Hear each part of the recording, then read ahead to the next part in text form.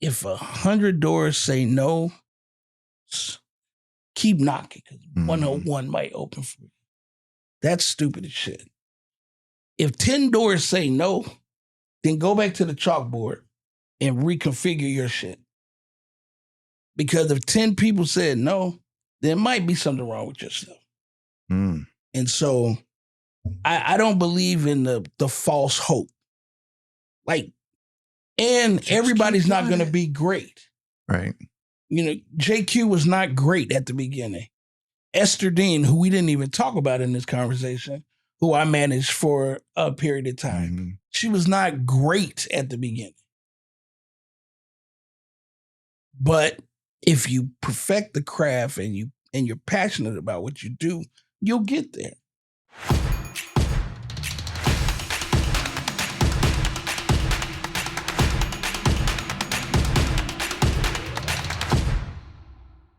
All right, ladies and gentlemen, welcome to the Indie Unplugged. Tonight on the Indie Unplugged, we are sitting down with my guy, my brother, my man, Mr. Greg Smith, who, before he gives claps and all that, who is a seasoned music executive with over 15 years in the game, best known for his work as regional director of creative services at SESAC, where he served artists and songwriters across Atlanta, Nashville, and Miami. Whether it's connecting talent with opportunities, helping creatives navigate publishing, or working hands-on with writers like Blanco Brown, London on the Track, and of course, my guy, Sean Stockman from Boys and Men. Greg has been at the center of it all. But his story doesn't stop at SESAC. He's also done creative and A&R consulting for major entertainment companies, and he's built a reputation for developing artists from the ground up, especially those outside the major label system. Simply put, Greg Smith knows how this business works from the boardroom to the studio. And tonight, ladies and gentlemen, we are getting into his journey, the shifts that are currently happening in the music industry right now, and the real game artists, managers, and producers need to understand to thrive in 2025, almost like 2026 now, and beyond. So, ladies and gentlemen, let's give a warm welcome to my brother, our brother, Greg Smith.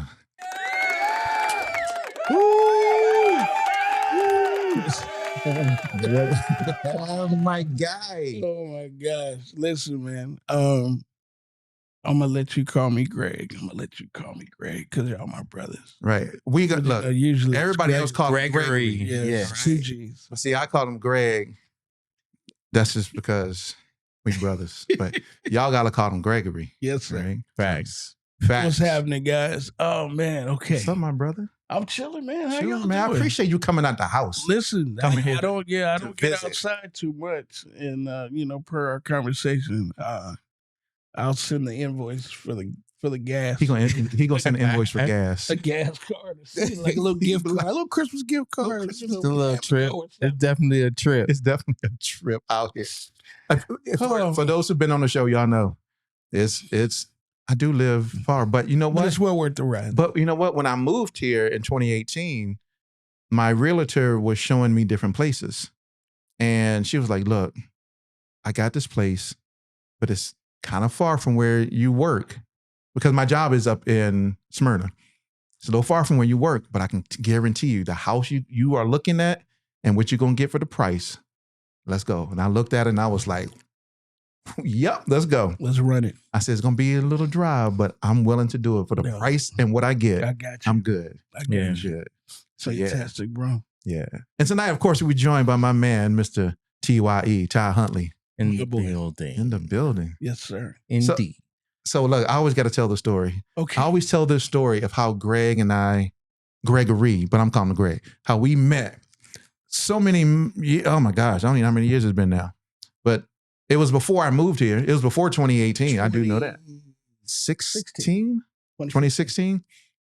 So 2015. It was right before I went to Nashville. It was. Mm-hmm. Dad, that's mad long. It's a decade. Yeah. Wow.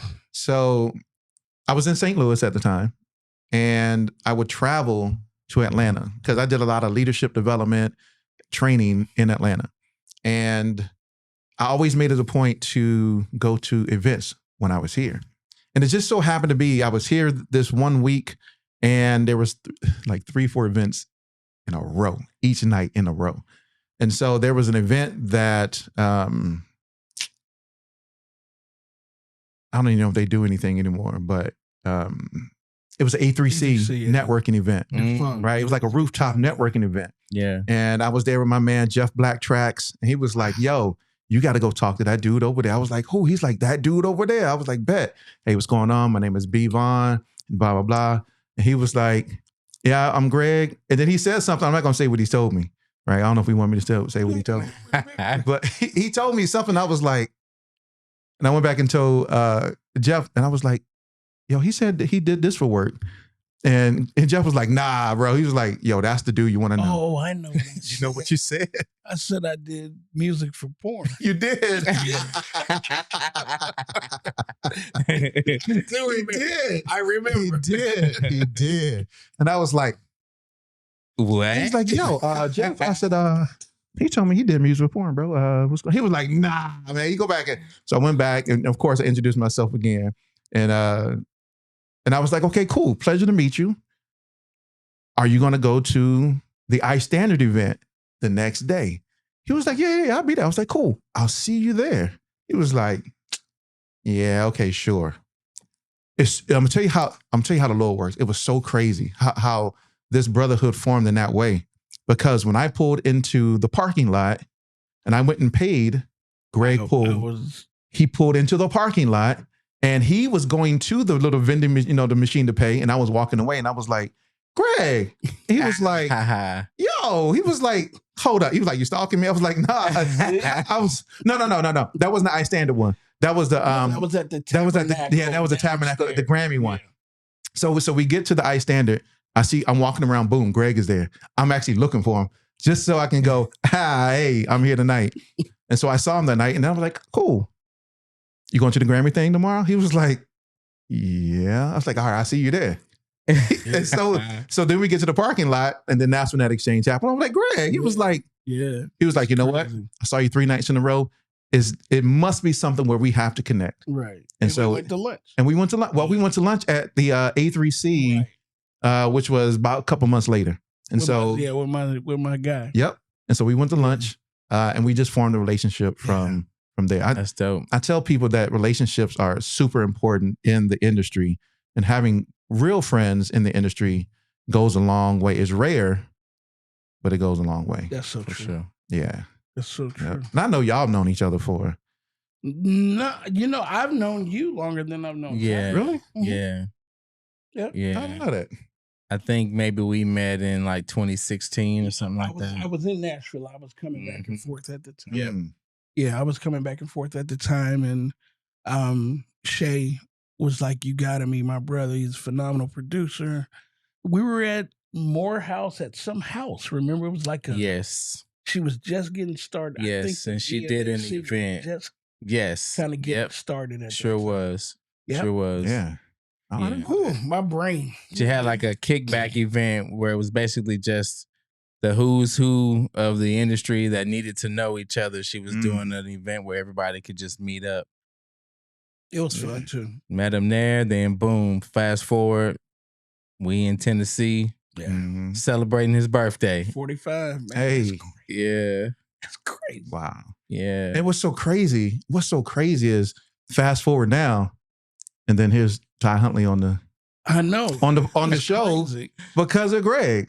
Right? I mean, it's just a full circle. Because of that's right. At Christmas party. Was at the Christmas party. The mediator. He was our mediator. Right? He was chewing me out. He was trying to choke. He was chewing me out. And you became he was the mediator. Yeah. And now, and it's so crazy because I was like, man, I want to get another person on the show. Who can I get out of all the people that I know? And for some reason, the only name that came to my mind was Ty. Yeah. That literally was the only name that came. I was like, Ty. I'm like, yeah, I'm going to ask Ty. Yeah. If he wants to come over and do it. Solid. And man, so we here. Solid. So we here, brothers. So Greg, for those who may not know you, I'm surprised if they don't, but for those who do not know you, can you take us back to the beginning? Take us back to what originally pulled you into the music business, and what were those early years like for you? You've done a lot. Yeah, man. I don't know, to be honest, because I'm a PK, and so the one thing that I was never allowed to do was listen to secular music. Wow. And so the second I knew I wanted to be in the music industry, I knew I wanted to be a producer.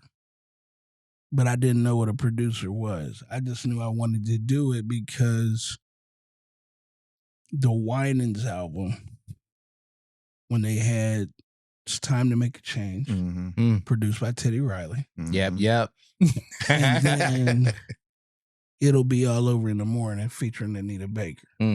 Great song. And so when I saw, that was like kind of one of the first fusions of, outside of like maybe like Lionel Richie, Jesus Is Love, or Howard Hewitt, Say Amen. You didn't see a lot of the hybrid or the collaboration. And so I just wanted to know what Teddy Riley did. And that was my thing. And so I was accepted to Berklee College of Music going into my junior year of high school. Going into my senior year of high school, I was in a detrimental car accident that almost killed me and broke my jaw completely off. 87 stitches to my head, amnesia. And what I was going to school for was playing saxophone and singing. I couldn't do because my jaws were wired shut and I was a liability. So I lost all my scholarships. And so I didn't know what was next because I had a plan. I was going to Berklee and I was going to be one of those kids. And so I was lucky to have my choral director who believed in me, said, I'm going to help you get into college. And so I ended up going to a small junior college for a year, transitioning to Auburn University. And then during that time, I was back and forth to Atlanta. Nothing was going on yet. So we're talking about like 92, 93. So I eventually moved to New York and went to school there for a small period of time. And my mother was like, you can't stay up there. You got to come back to Alabama. So that's where you're originally from? Well, I'm a military brat. Me too. Oh, okay. So I just claim Alabama as home because that's where I went to high school and college. You got to trust me, as a military, bro. You got to claim someplace. Yeah. So Man. that's what it was for me. So I came back to Alabama for like 13 days. And when I realized that Fort McClellan? Fort McClellan. I know. I did basic there. That's crazy. I did. My dad was heavy in Kim school. Yeah, I was a Kim. I was a Kim. That's crazy. Wow. Why didn't we know that? Yeah, I was a 54 Bravo. I was a Kim. That's crazy. Sure was. And so I went back for like 13 days and realized this isn't it for me. And my mom doesn't want me to go to New York. So what's the closest thing that I can get what I need and keep her happy at the same time? That was Atlanta. So I moved to Atlanta in 95 and I knew nothing about the music business. I moved here in 95. Yeah, I knew nothing about the music business, but what I did know about it was the Art Institute of Atlanta. And I knew they had a music business. That was the only school that had a music business program. To go to Art Institute of Atlanta. That's crazy. That's crazy. Cleveland, Ohio. That's crazy. In 95, I came to Atlanta. And I ended up getting a job there. Wow. So I was the peer counselor. So basically my job was, I'm the last guy you talk to before you get kicked out of school. If That's probably why y'all didn't see each other. So that's what happened. And then during the process, my kid brother, shout out to JQ Smith. I'm sure we'll talk about him a little bit. He followed me to Atlanta. And my dad was like, I'm going to kill both of y'all, you know, and because he dropped out of school and just was like, I'm coming with you. And so we started a group and we were getting a lot of looks. And this is before social media. This is before, you know, you still got the envelope with the dat and the pictures and the written bio and you please listen to my demo. And so, but there were so many talented people at the Art Institute of Atlanta, we were able to put together a group and we got a lot of great looks and we were killing these talent shows to the point where they wouldn't let us do them anymore because we were beating everybody and we were winning all the money, but all that money was doing was going paying rent and stuff. So I started working part-time in Lenox Mall at a store called It's About Time. It was a watch store. And everybody, it's Lenox in 1996, 97, 98. We talking about the end of Freaknik. We're talking about everybody from a creative standpoint was coming here to work because you had LaFace, you had So Def, Dallas Austin, and Tricky Stewart, who was very quiet, but he was making a lot of rounds as well. Organized Noise, all of those guys. Yeah. And so it was easy. So what happened is that I would always play my music in the store. And one day Dallas Austin came in. Like Shooby-Doo type music, like a singing? Oh yeah, I'll give you the link. I'll give you. I need that link. I need the link to that. After that, I'll give you the link. Yes, sir. It's on SoundCloud. I just I need that about it. But yeah, so Dallas Austin came in. Dallas had just lost 112 to Puff, and he had just finished the Boyz II Men 2 album, and so he needed a group or was looking for a group. Right there. Yeah. And so he comes in the store and says, who this? Who's this? And all my coworkers was like, oh, that's him. That's his group. And he said, oh man, y'all sound good. And I was like, well, listen, man. I said, I got my demo in the back. And at the time, G-Shocks were very popular at that time. The G-Shock watches. Yeah, they're coming back around, but they were very popular at that time. And we were the only ones that were selling them in Atlanta. And so I told him, I'll give you whatever you want at my cost if you just take the packet. You ain't even got to listen to it. Just take it. And he said, shit, okay. And he took it. And 2 months later, he came back to the store and said, can you guys come to the studio tonight? Mind you, my kid brother, not JQ, but my brother Chuck, was a junior in high school, and he was singing with us. I had to drive from Atlanta to Anniston, Alabama. It was an hour.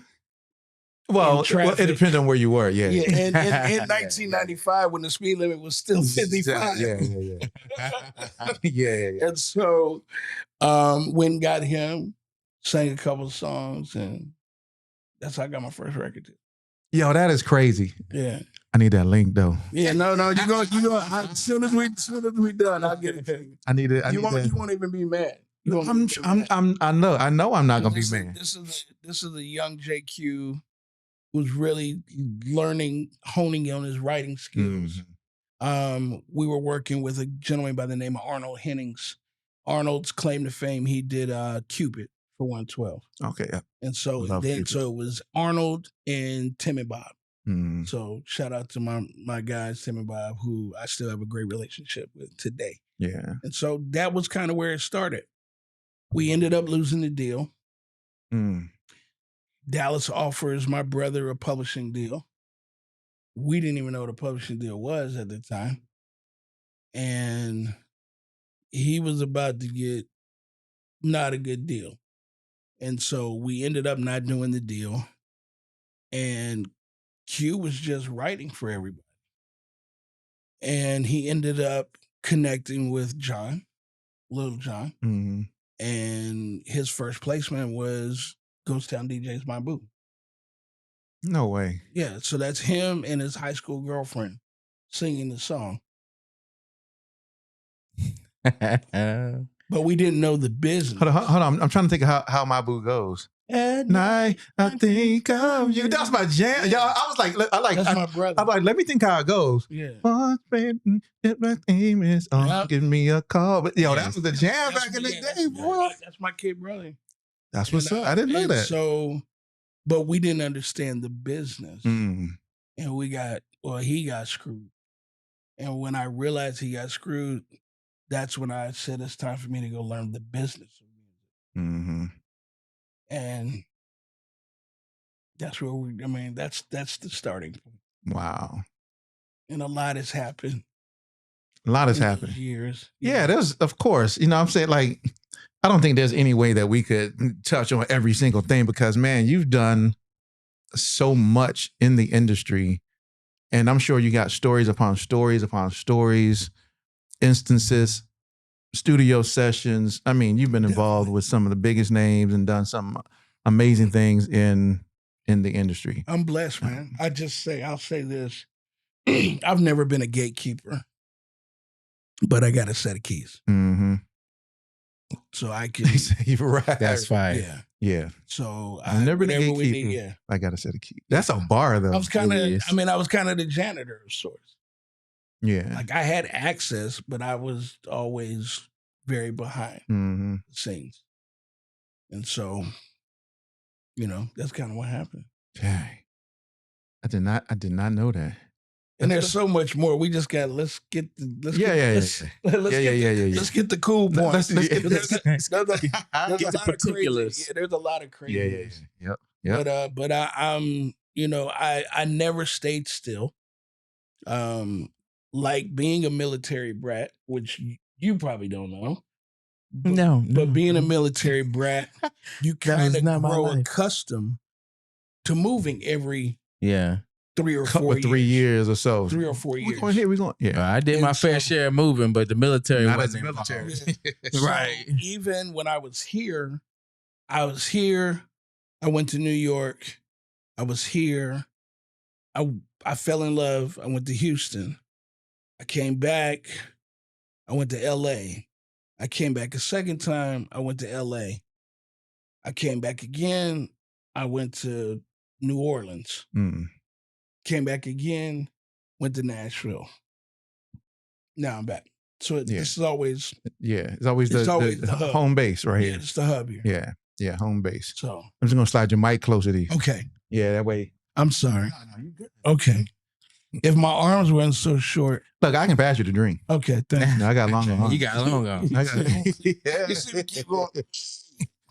Yo, I wish I got the couch with the the joint on the side right I here. can hold it, but I didn't know. Nah, you good. We got the, you got the indie plug. Right. It's branded. It's brand. You got the of course, gotta have the brand. I understand. Oh yeah, now we're gonna talk about we're gonna talk about that. Yeah, for sure. So I know you mentioned, and I'll let if Ty got some questions he wanna throw in there. But so you mentioned Jake, you mentioned your brother, right? J.Q. Smith, yes sir. Right, one of the most respected songwriters in the game, yes sir. With credits from Usher to Beyonce.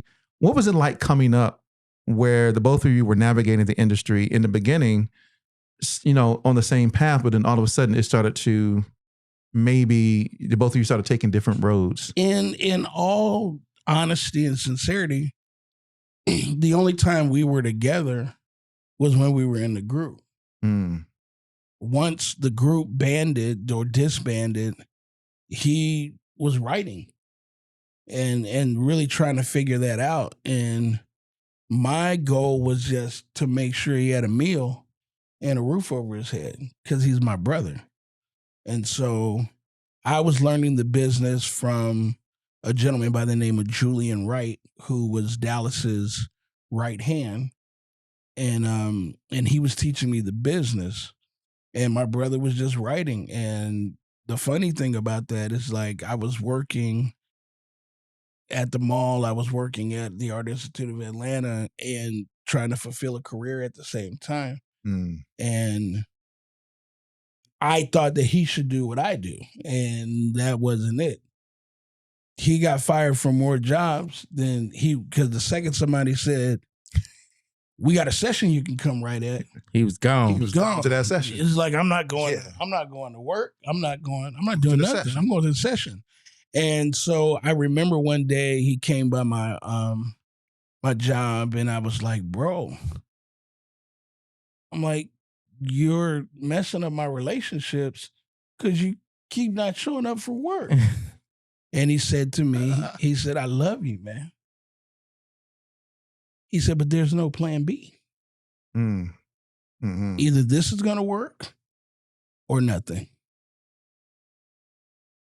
Yeah, that's it. Kind of worked. It kind of worked out for him. Yeah, because you sometimes you think about that mentality. Either I'm going to make it or I'm not. And a lot of times, a lot of independents have planned.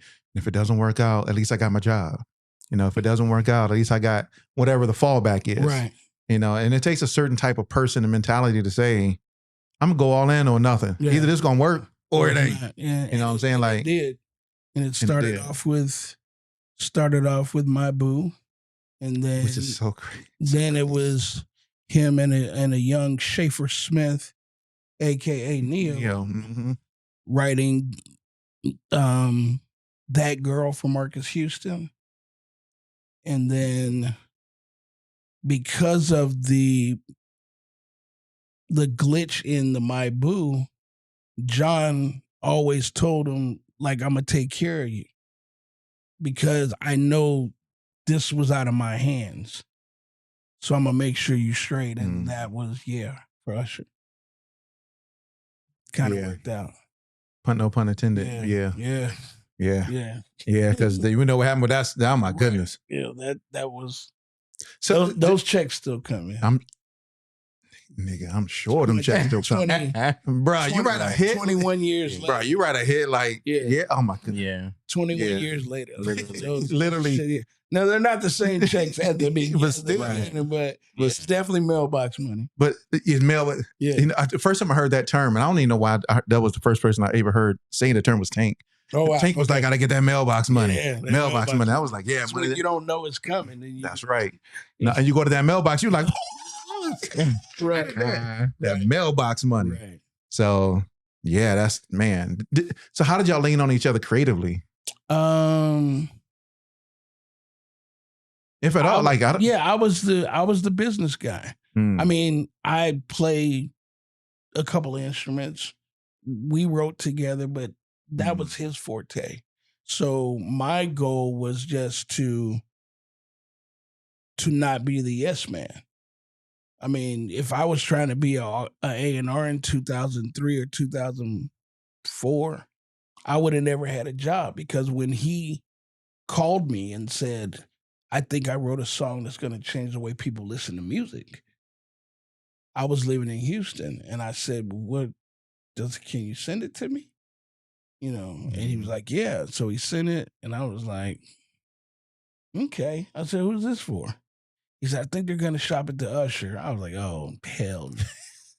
He ain't going to take this, because he was coming off of 8701. That was his transition from My Way to being a young man. The production had changed. It was Jimmy Jam and Terry Lewis, and it was, of course, Kenny and L.A., but it was his transition. It was How Can I Say Hello? It was You Remind Me of a Girl. It was, it was those records. Right.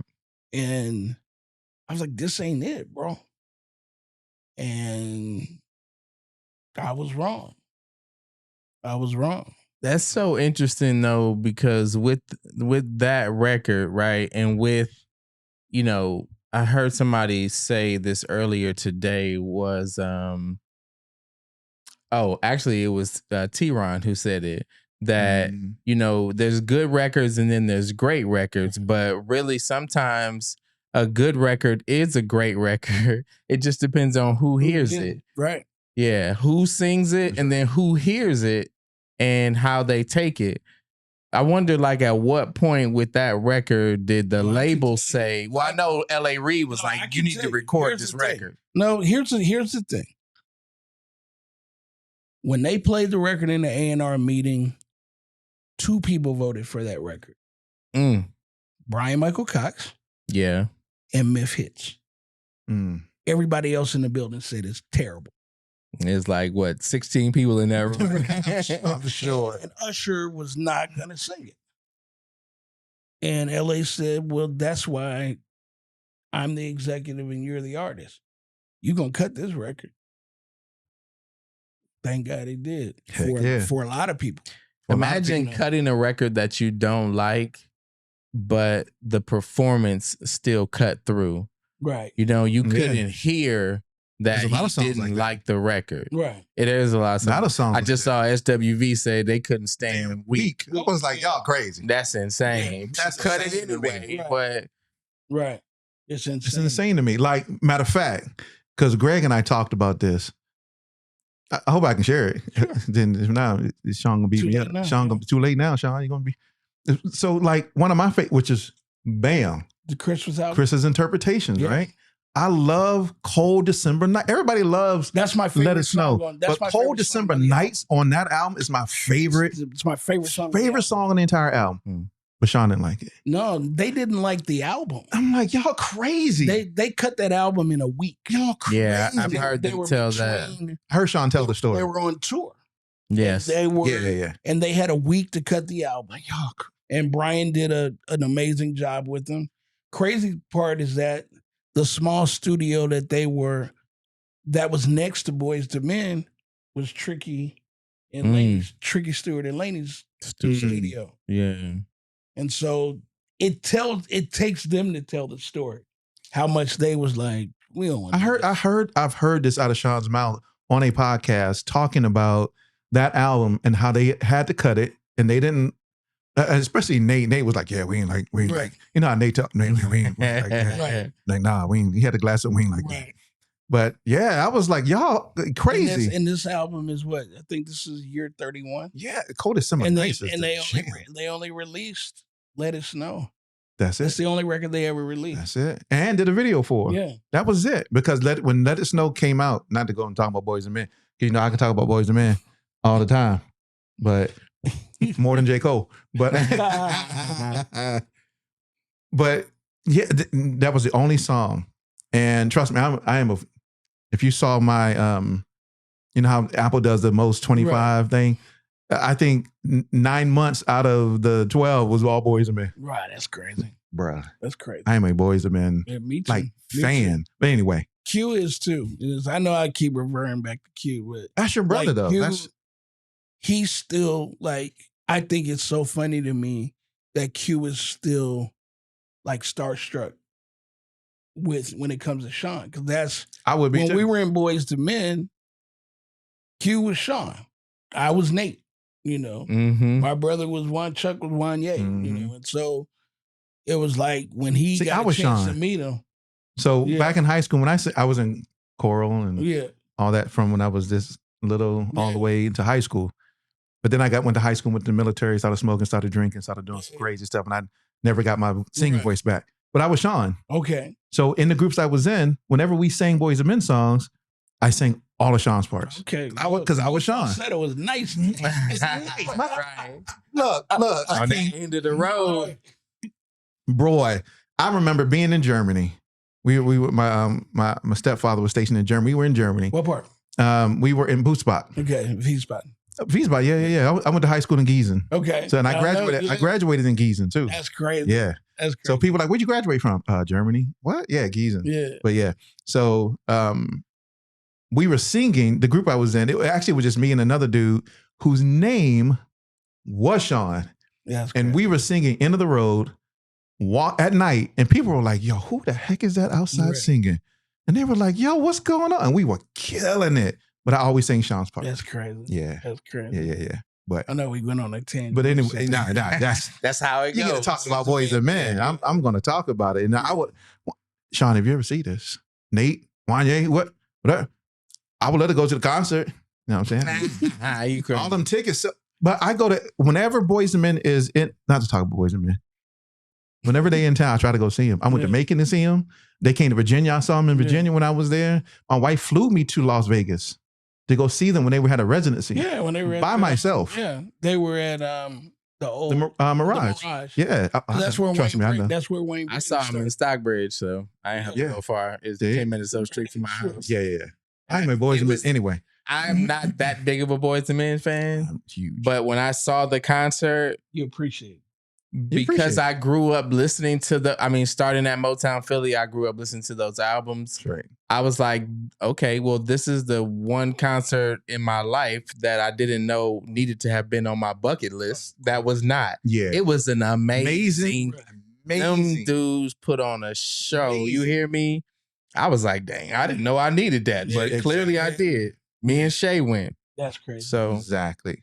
So as somebody who's worked with Sean and worked with Blanco Brown, Brian Michael Cox, London on the Track. I mean, so many people, right? So what's something that, because you've been in the industry for some time, at 15 was very graceful. I'll say right. Like, yes, I just turned 30. Right. Right. I would say at the highest level, right? When you're looking at the independent landscape, because a lot of us are still independent, right? Right. What are some of the things that makes you want to either work with or walk away from working with independents? That's crazy. Because you've seen amazing talent. Yeah. When I want it more than they do.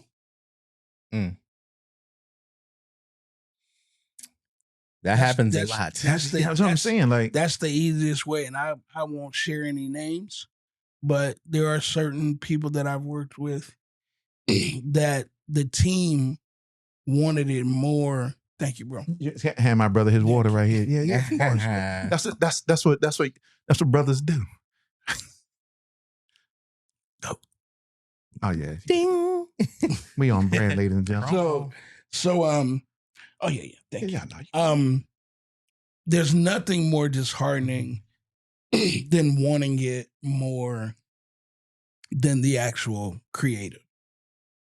Facts. And when you're putting in your blood, sweat, and tears, and you're only a co-signer to the movement, it's disheartening. And so that would be my con. My pro is that when you see somebody that has it and nobody sees it but you. His name was Jack Harlow. Mm-hmm. I got pictures. I got receipts. I called it early. So this kid, you know what? I wish I could take the full credit. I can't. My son called it early. I remember you telling me that. That's right. My son called it early. We're at A3C. I'm on a panel with, this is probably in my opinion, the greatest panel. And not because I put it together, curated it. It just was. It was London on the Track, Brian Michael Cox, and Teddy Riley. Wow. I don't think I was at that one. I don't remember that one. Yeah. And it was so many people in, like, it was like they had to push people away because we never talked about this particular panel. Because during that time, I used to always do hashtag SESAC Saturdays. Mm-hmm. All my stuff would be on Saturday. I do a brunch. We do a brunch. We do a small panel, and then I do a big panel. And my big panel was Teddy, Brian, and London on the Track. And my son texted me while I was doing the panel and said, he's here. I'm like, who? He's like, Jack Harlow is here.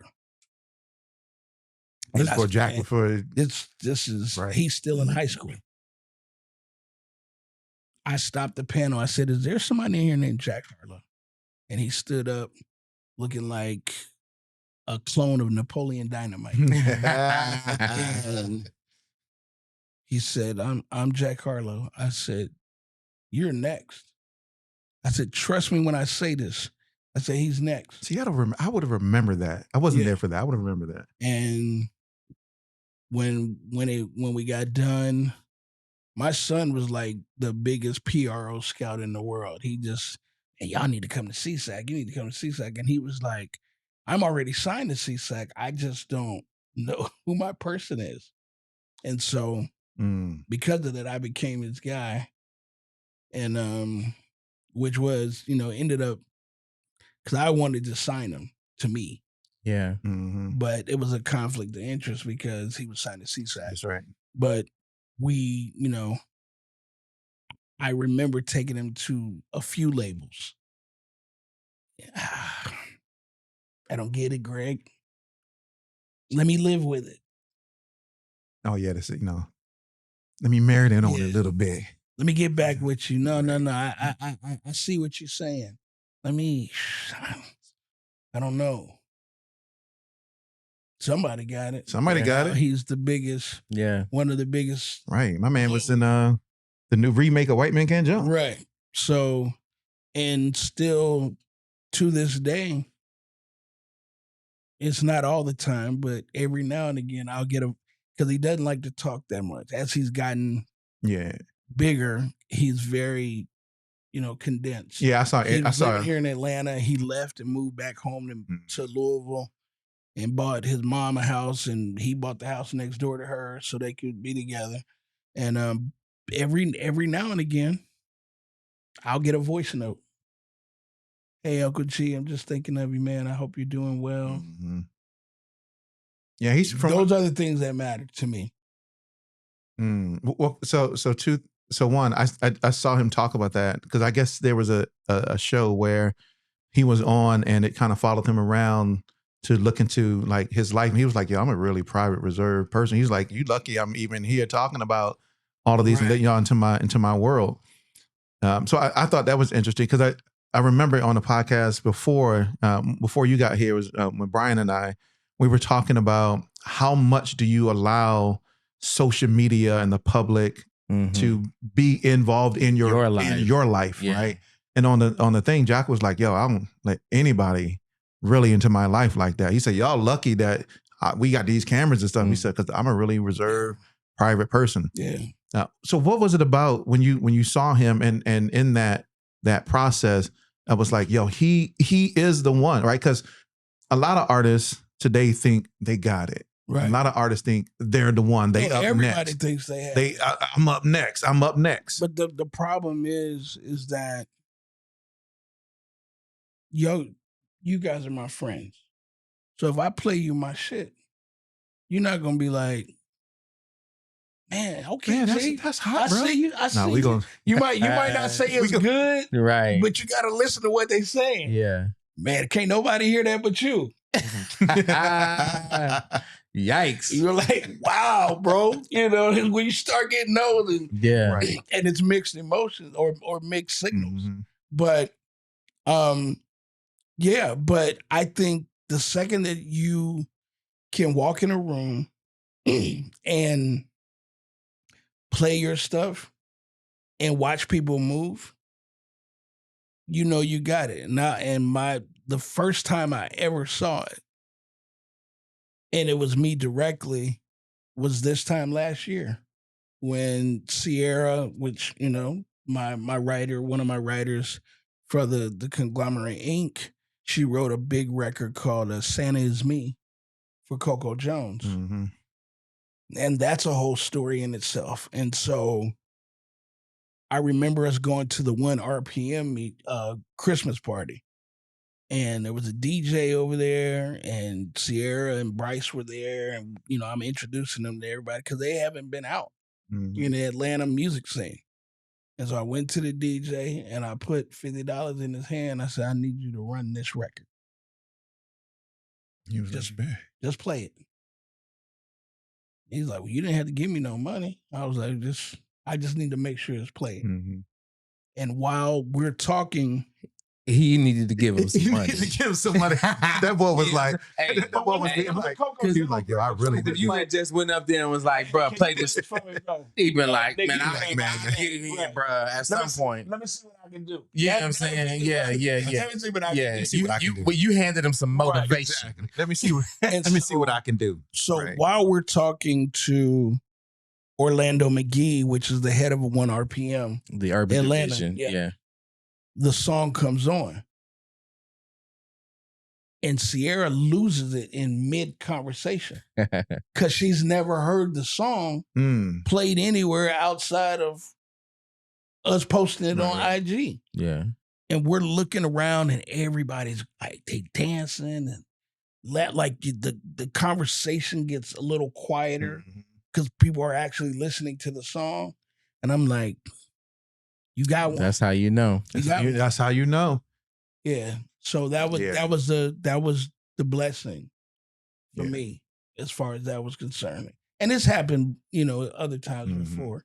It happened with during my tenure, I was, for a while, I was a part of the Red Zone family with Tricky Stewart and The Dream. And I remember when Dream wrote Ditch That from the first album. And the record was insane. And Trick said, let's go to the club. I said, let's go. So we all went to the club. We walk in and they say, Greggy B's in the building. Battery 5's in the building. Trick goes, why do they always shout you out? You ain't nobody? I was like, I know. And then I took it up to the DJ. I was like, this is the new Dream. And he was just coming off of Shorty as a 10. And we played that. Boom, boom, boom, Ella. Boom, boom, boom, boom, Ella. And soon as that Def Jam, motherfucker, like everybody went crazy. Like, yo. So we got one. And it wasn't even a single on the album. But it was one of them ones. I was having it's gonna sound weird. I was having a conversation with my wife about something very similar to that, about artists taking music to clubs and strip clubs and playing them. And she was like, why strip clubs though? Because that's where why take them to strip clubs? And I was trying to explain why. The neck don't lie. And so if you see people in there like, the neck don't That's lie. right. I don't care if you despise it or you don't like the person. Right. The neck doesn't lie. And that's where all the program, like if you watch the Magic City documentary, which I tell everybody to please watch it because it has nothing to do with stripping. It has to do with the culture. The culture of what Magic City did for this city. And for music. And for music. Yes. Definitely for music. And it started off as the dude that was doing it was like, he was a part-time DJ. He was just trying to get in. And then he ended up being that guy that when he played it, you knew this was one. And so I think that's, I think you have to, I think, shout out to my constituent and good friend Ray Daniels. I think he, as boisterous as he can be at times, but he's also with Tehran. Right. And so when you see how they move, like Ray is the master of understanding what it takes to get that kind of response. And he's not scared to tell you that shit sucks. Trust me. It's not good. I had him on the show, so I know he. Yeah. And so I think we need more of that.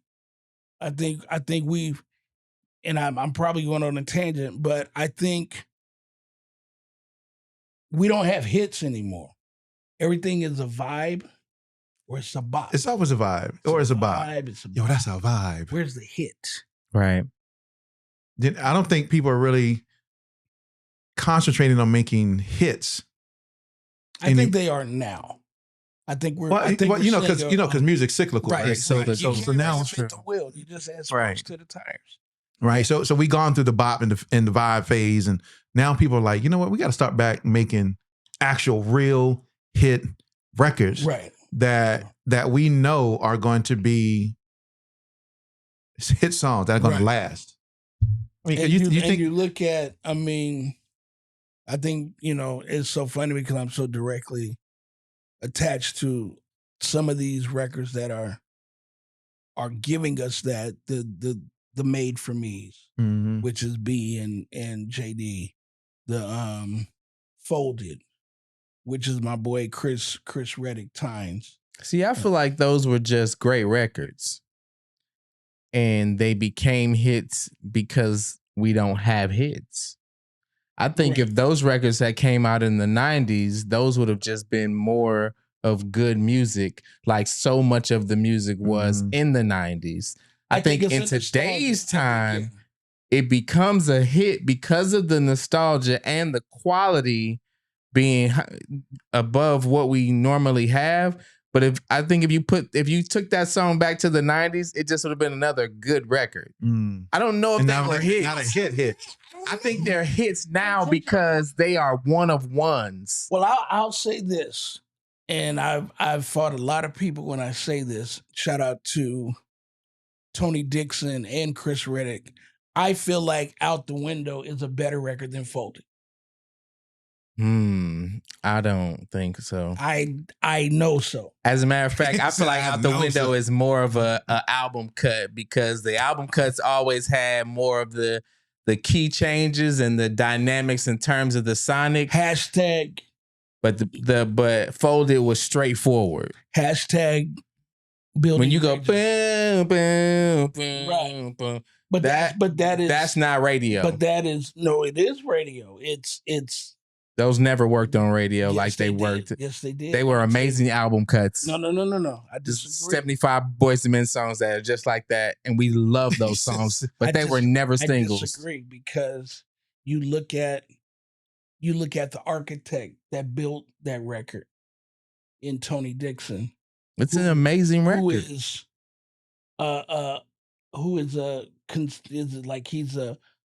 He's a phenomenal producer all of his own. Yes. But he came from the Underdogs camp. You could tell. He and Babyface worked together for 12 you could years. tell because Underdogs were never afraid of doing they weren't. progressions and changes that just felt right, but everybody doesn't have the like musical IQ to appreciate it. Right. And you can hear that in that Out the called? Out the Window. You can hear that in that song. It's a phenomenal song, but Folded cuts straight through. It cuts through because it's basic enough for everybody, but structurally phenomenal enough for even the most critical music listener. Okay. And it has what it would be considered like a circling sample sound with that. Right. The same thing like Confessions had and records like that. If you've watched any of those interviews, Chris, those are the things Chris is saying what we're making is Confessions. That's why they came to Atlanta and worked with JD and Brian. Yeah. They needed that.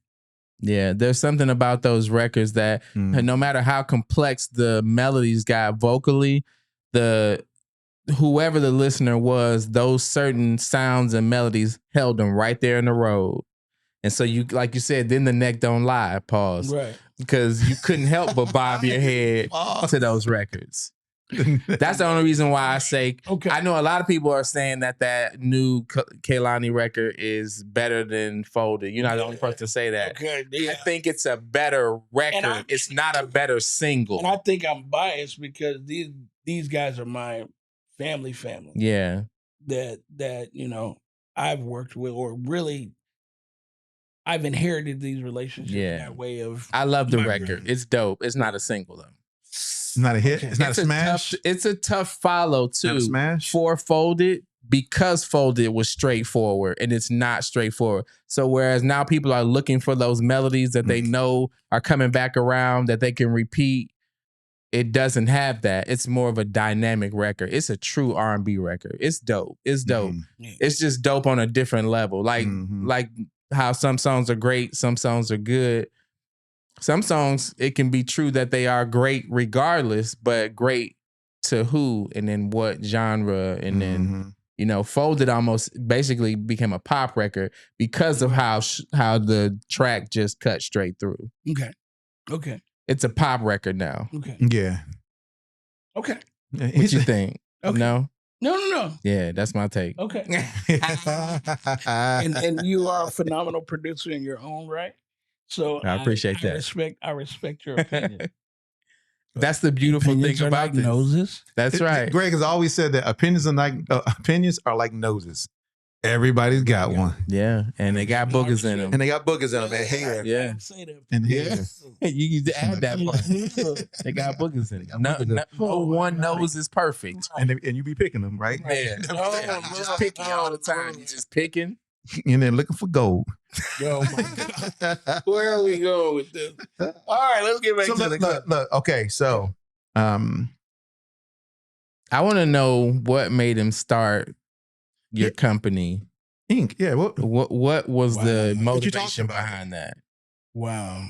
And what it stands for. Okay. Break it down. First, shout out to, I think, 3 of the greatest writers that you don't know yet. Three of the greatest writers you don't know yet. You will know them. A lot of people are becoming aware of what I'm doing. Yeah. But when we do this next year, I'll be nominated. And hopefully I'll be in this building that I got planned over. Okay. So I don't know what camera I can look at. Yeah. You won. This one right here? Yeah. So the one that's by that light right there. Yeah. Okay. So I'm gonna say it again. This time next year, we will be nominated for Grammys. Trust me. S. So he said S. Yeah. So in 2005, I put together a collective of producers called Battery 5. If you Google I did not know that was you. Yes. I knew who Battery 5 was. Didn't know that you had anything to do with it. That's all me. That's crazy. That is insane. Hey, my boy be doing all types of stuff. Yeah, that's on me. Man, we at the crib like, we got to get these niggas Battery 5, man. They think they hot. No, that's really... Turn the ASR on. Let me see. That's how it really was. And the crazy thing, Ty, is that they were not great producers. They were beat makers. I met these guys at the Apache Cafe with Dres the Meatnik, rest in peace. He would do the hip hop like 8 Mile. Mm-hmm. Yes. Yep. But 1 week out of the month, it was MCs every week. But the second week every month, it was a producer battle. And for 4 months, I went. And I just was like, I know what I want to do. I want to put together, because I wanted to make the next Organized Noise. But I'm all about diversity. I'm like, I don't want 5 black guys. I want some white boys. I want a little bit of everything. Yeah. Mm-hmm. And I watched these guys for months as I put them together. And when I put them together, I was doing this thing on the gospel side called a word mix. And so what it was me and this other gentleman were taking sermons, cutting them up, and putting hip hop beats on them. So children or young people would listen to them at church. And the supply and demand became so crazy that I needed to find other producers that I could lease beats from. Yeah. I was doing this in 2004 before anybody was doing it. Mm-hmm. I'm like, I don't want to buy your beat. Just let me borrow it. And I'll pay you. Yeah. Because where I'm putting these records, they'll never go. Otherwise, they wouldn't have been there. They'll never go in the world of hearing. If you get a placement on these, nobody will ever know that TD Jakes did this. on the same beat, Right. which he did.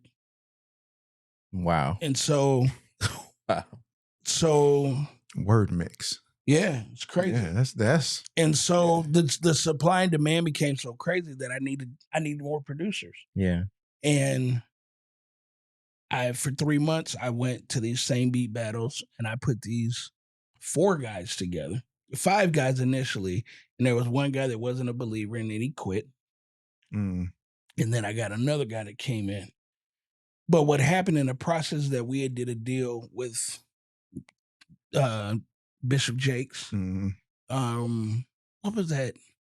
He used to do a big conference in Atlanta, Megafest. Yeah. He used to do Megafest. And we were the only people that had got on all 3 of his projects for the Megafest. I remember my dad's a minister. I remember my dad calling me from Megafest and putting the phone and saying, they are playing your song. And that was the first time I had ever almost seen any real money. It was like, it was a licensing deal. It was going to be for like $150K. I was just going to pay the guys out and be done. The guy that I was working with took the money and ran. Dang. I have not seen him to this day. That's insane. To this day. Welcome to the music business. Yeah. Exactly. I was about to say. So what happened is that I told the guys what happened. And I said, well, listen, my brother's a songwriter. If you guys make some cool beats, I'll give them to him. And if he likes them, he'll write to them. And they were like, let's think about it. Well, you don't know if we want to do that. And then they called me 3 days later and said, we need to have a meeting with you. And I said, okay. So we went and met, and they said, you didn't tell us your brother wrote Yeah for Usher. You didn't tell us that your brother is J.Q. Smith. And he was new at the time, but, he had the biggest record in the world.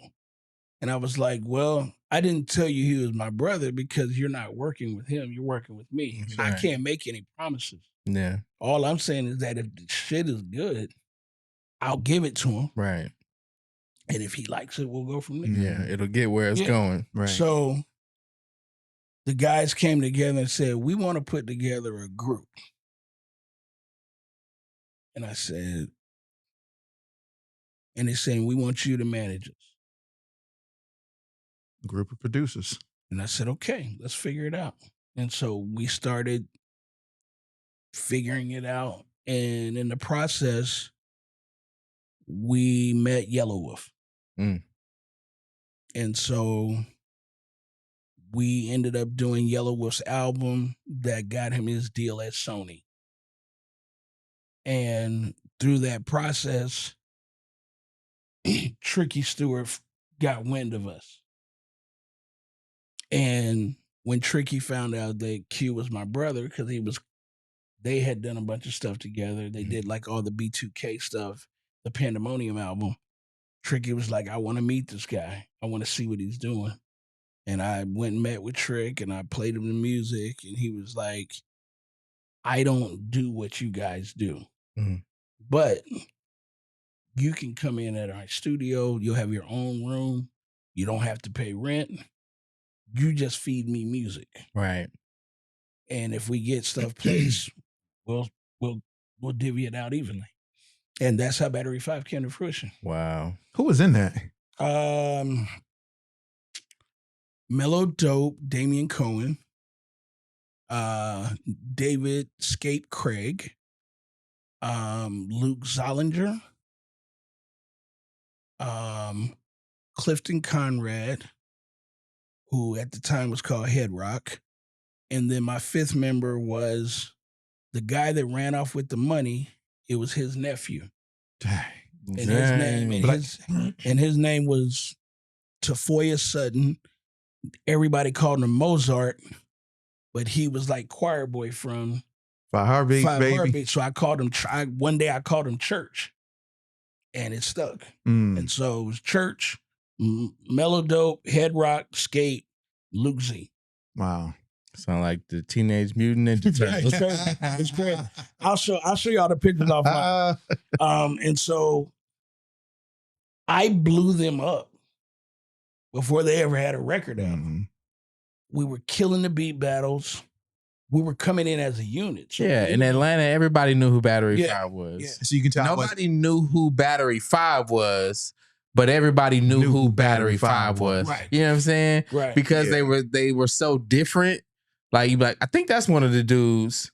I think that's a you like. I'm not sure. Mysterious producer. I'm not sure which 5 is the Battery 5, but I think it's in that group over there. Exactly. And that's what it was. And so the Yellow Wolf thing happens. We get an okay look. Of course, we don't. I know enough of the business to know that we're getting screwed. And that's when Mark Stewart came in and said, I'm going to get you straight. And that's when I became Mark's understudy. And that was my getting my feet wet in the business of music. And so we did the Touch My Body remix with Rick Ross and Mariah. That was us. Okay. And Trick. Like, yeah. we gave him the skeleton and he colored in all the cool things. We worked with Missy Elliott. We worked with Jasmine Sullivan. We worked with Dream. We had our own artist named Trim, who was the first artist signed to MySpace Records. Wow. I forgot MySpace did have a record. Yeah. Oh, yeah. Record label. They had a label. Yeah. And so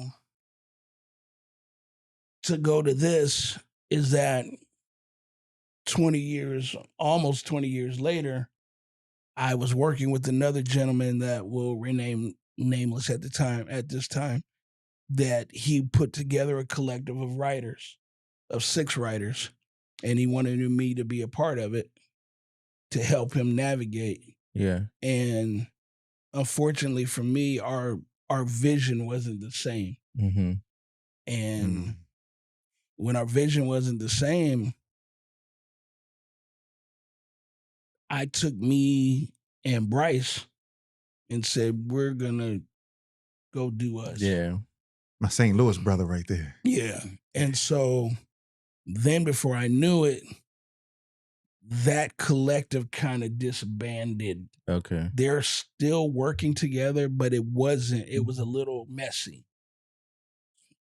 And so in the process, I decided what he's doing, I did that in 2004. And the one thing that I did for the first time ever in my career, I bet on me. I never bet on me. As you should. I've never bet on me. Even as we're talking today, you see I'm referring to everybody. JQ, B-Cox. Yeah. And so Bryce believed in what he said, wherever you go. Hold on, man. I'm trying not to cry. He said, wherever you go, he said, I'm going with you. Yeah. Let me tell you. And it only takes one. I don't want to interrupt my brother. No, getting emotional. But let me tell y'all something.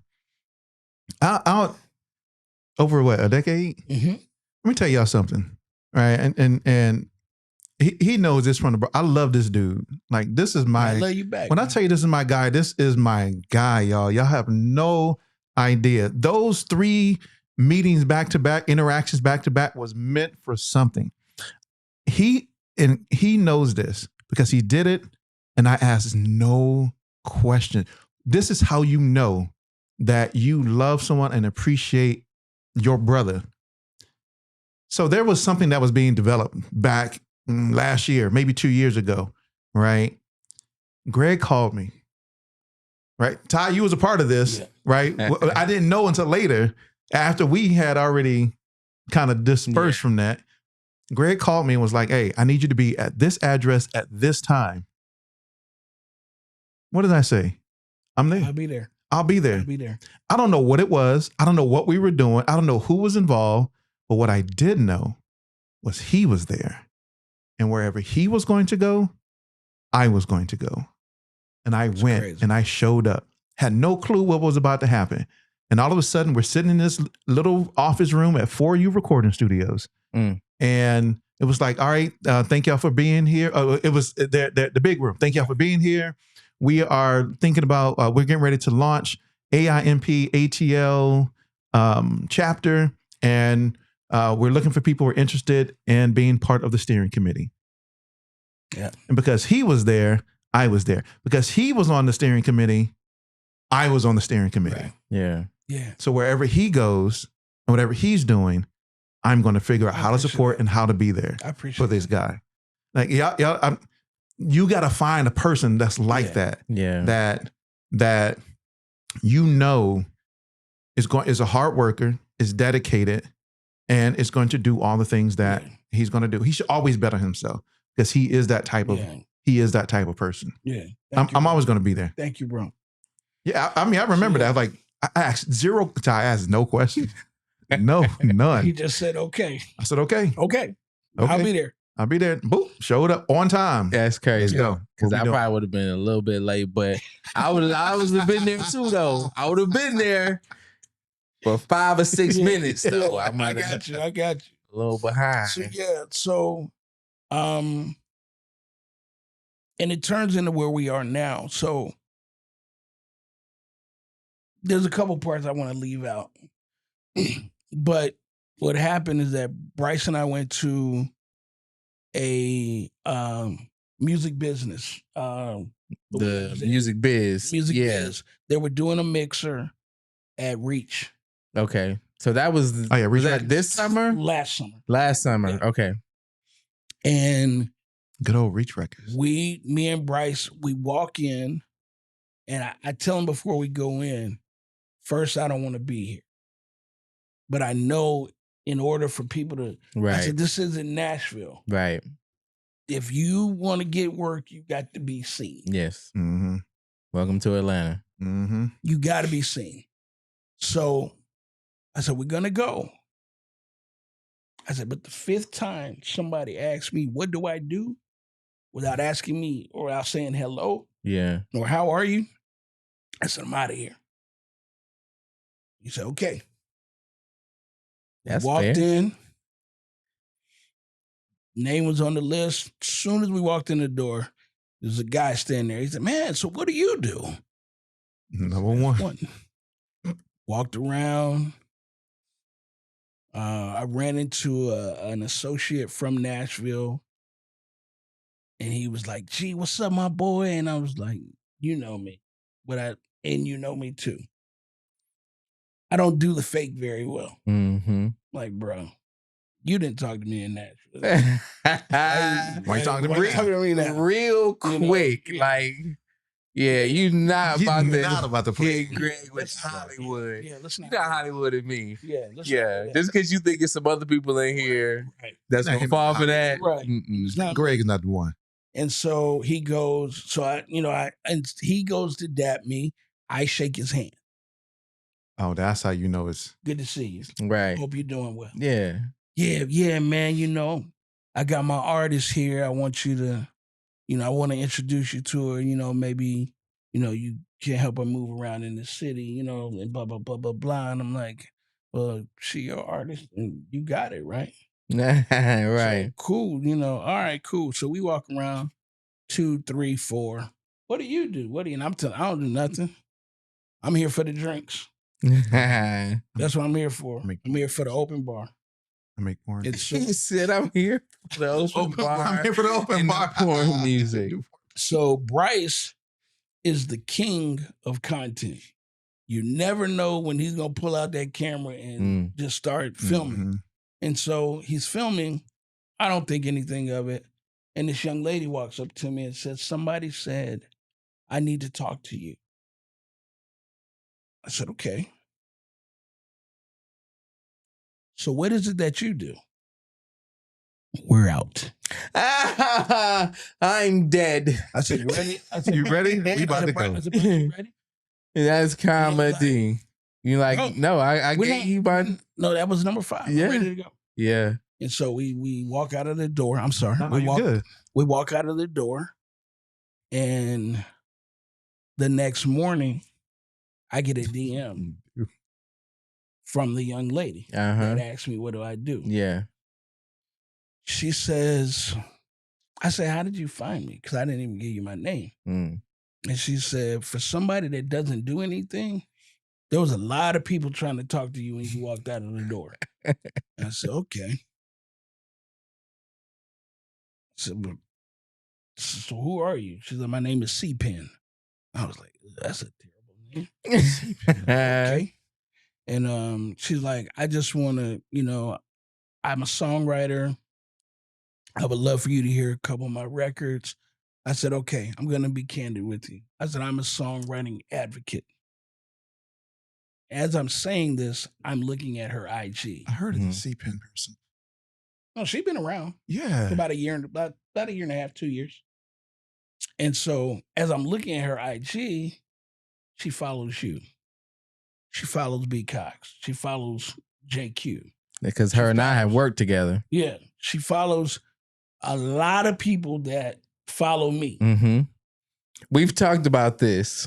Did we talk about this? Well, we talked about how it has become important on IG to see the sort of infrastructure of who you follow connected, and does it align with who we align with. That's right. Yes. Because if a writer comes up to me, IG don't even know that they own one.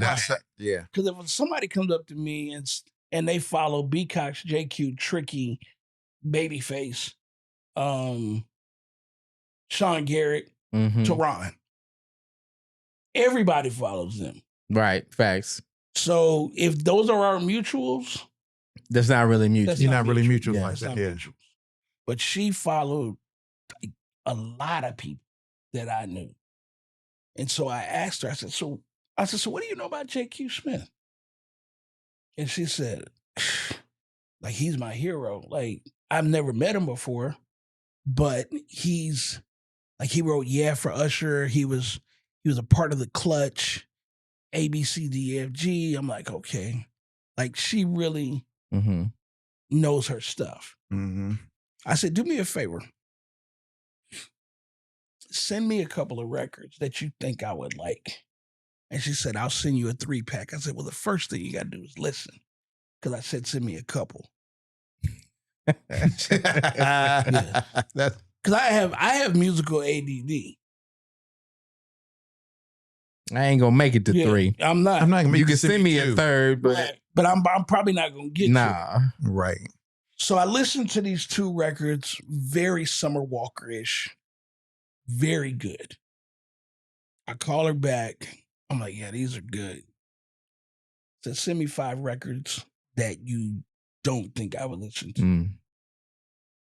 And the first record was a record called Passenger, country record. I drove for an hour with that song on repeat. Sheesh. And I couldn't stop listening to it. I'm in the car crying.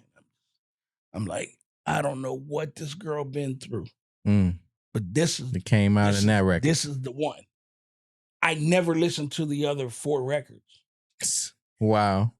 And I called her and I said, this isn't a smash. I said, this is a timeless record. I know, we gonna cut. What time is it? No, we good. No. Don't worry about the time. Okay. I just got a notification. Okay. They ain't got nothing to do with you. Okay. So I said, yeah, I said, but you're managed by that said person. She said, ain't nobody got no paperwork on me. Oh, so this dude lied. Or he wasn't forthright. Well, he lied. Edit that. I don't want lie is such a strong word. He wasn't forthright.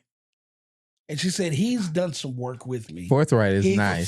Forthright is a nice, PC way of saying it. I like that one. Yeah. You weren't very forthright. With that. You were feeling like that. They had worked together. They had done some things together, but no paper. Yeah. I said, listen, I'm going to call you in a couple days. I said, I'm going to send you a record. Can you turn this around for me? And she turned it around in less than 24 hours. And it was a B. Cox record. So I send him Passenger, and he goes, nigga, Tanner needs this record. I said, I know. That's why I'm sending it to you. Tanner Adele had just signed to LVRN. Okay. Mm-hmm. And so, and she was coming off of the Beyonce record. Yes. And so. Is that where she been? I didn't know she signed to LVRN. Yeah. I know she was signed to Universal as a writer, but. She was signed. Yeah, I know. It's coming. It's coming now. Yeah. She was signed to Columbia as an artist. Okay. She got released the day Cowboy Carter came out. I don't know who missed the ball. That's nasty work. That's true. That's a true story. That's nasty work. Somebody got fired. Somebody was like, that's on the internet. So that ain't somebody got fired. Yeah. So yeah, that's what happened with that. So he's like, yeah, we got to get her this record. I said, let me play this record for you. Tell me what you think. And I played him his record, and he goes, finally, he said, Bryce finished the record. I said, nope. I said, this is the same girl that did that first record. He goes, I said, listen, I know he had just did his deal at BMG. I said, can I bring her to the camp? He said, no. It's a private camp. It's invite only. You ain't got paperwork on her, and I don't want you to lose. Mm-hmm. I said, okay. Bravo. Yeah, that's good. That's to be for that. That's how you look out for each other. Yeah. Yeah. So I called her. Like, we need some paperwork. Nope. I said, I'm taking you to this camp. If anybody asks, you're signed to me. Right. You signed. You signed You to signed me. To me. And I brought her anyway. Brought her to the camp. And she wrote a record called Breaking Up with Rourke Bailey. Rourke is a phenomenal. He's dope. Yeah, he's super dope. Yep. And Tab comes in day 2 of the camp and says, B. Cox, I got the records from day 1. There's just one record though. I'm holding this one for Rihanna. Whoever wrote this record, they can't leave the building. And Brian was like, well, what's the name of the record? He said, Breaking. I said, Breaking Up. And Tab goes, how do you know? And Brian says, because that's his writer. And so the other person, the director of A&R pulls me to the side and says, so what's the deal with her? I said, well, Sony's interested. They want to do a deal. She said, for how much? I said, mid 5. She said, we'll do 6. You said, okay, well, I'll let you know on Thursday because Warner said they was going to call me. Right. I'm waiting on Warner to call me back. Nigga, I'm about to be a songwriter. So day 4, J-Dot, shout out to J-Dot, who my relationship with J-Dot, who signed Coco, T.A. Thomas, Lady London, he managed Yellow Wolf. So me and... Oh, y'all go way back. Yeah. So he comes in the studio and goes, yo, there's this girl in the room with T.A. Thomas that's killing it. I heard she's with you. I said, she is. He said, listen, man, I need a Christmas record for Coco. I said, all right, give me a couple days. And I said, well, you got to write a Christmas record for Coco Jones. And the production team is called 6 Element. Okay. They're signed to Rock Nation. That's what I was going to ask you. Who produced that record? Yeah, 6 Element, and they're signed to Rock Nation. And so I said, I need you to listen to these 2 records and give me a little black in the middle. And she said, what records? I said, I need All I Want for Christmas is You. That's right. And I need Wham! Last Christmas. Oh. Give me both of those and stick me a little black in the middle. Mm-hmm. Saying it's me. She killed it. She Saying killed it's it. me. In 59 days, Signed, pub deal, #2 record behind Mariah Carey. Yeah, For she 3 killed weeks it. on Apple Music. Yeah, that's how you In do it. 59 days. That's how you do it. She That's how you killed do that it. joint. So, January rolls around.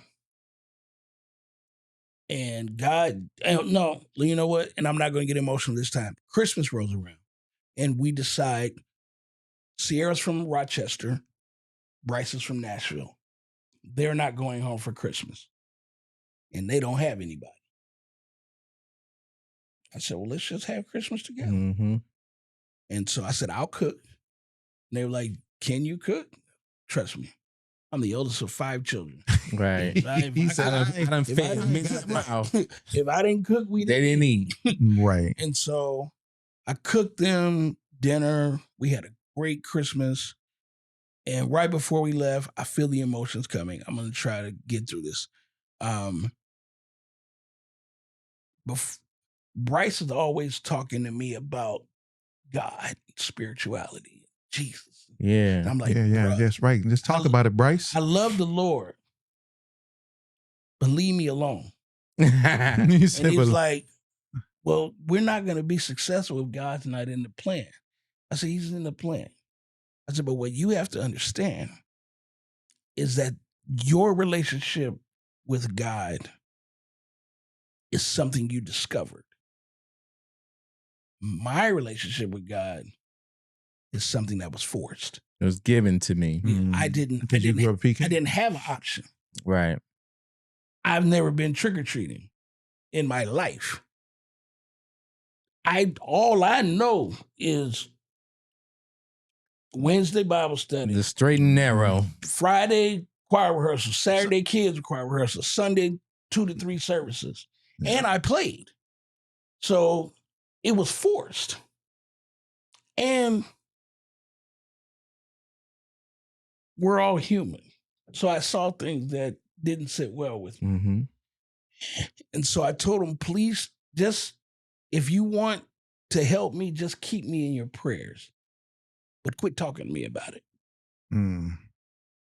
And Christmas night, the emotions are going to come. I'm just going to tell you. We good. I can't stop.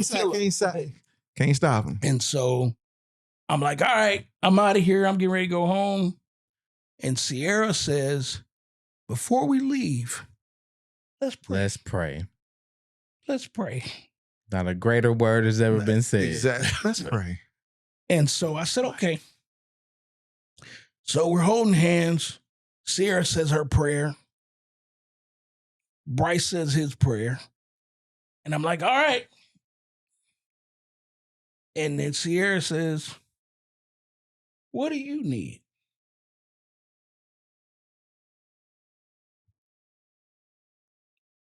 And I was going through it at that time. And so I said, I just need peace. There's no ink yet. It's just me, Bryce, and Sierra. Yeah. I said, I just need peace. I said, because no one checks on the strong people. Nobody checks on me. That's not like I'm not a sympathy thing. That's a lie. No, I'm not talking. Okay, I'm just saying. He talking about I understand. On a large globe, I get it. We're all in the music industry. We live a very transactional life, whether we want to or not. We do. If you can't do something for me and I can't do something for you, then why are we wasting our time? Yep. And so it's a blessing when you have people like you guys that are genuine friends, that we have the opportunity that we could go make some money together. Yeah. But if there wasn't another note to be made, I know I could still call you and say how you doing. I know I could check on you and we could go eat Thai food and noon. Let's do it. Hey, let's go. Let's go. So I'm ready. I just said I needed peace. Yeah. And Sierra began to she just put her hand on me and I just right. And I couldn't stop crying because I've been holding so much shit in for months. I was dealing with that other situation that I walked away from.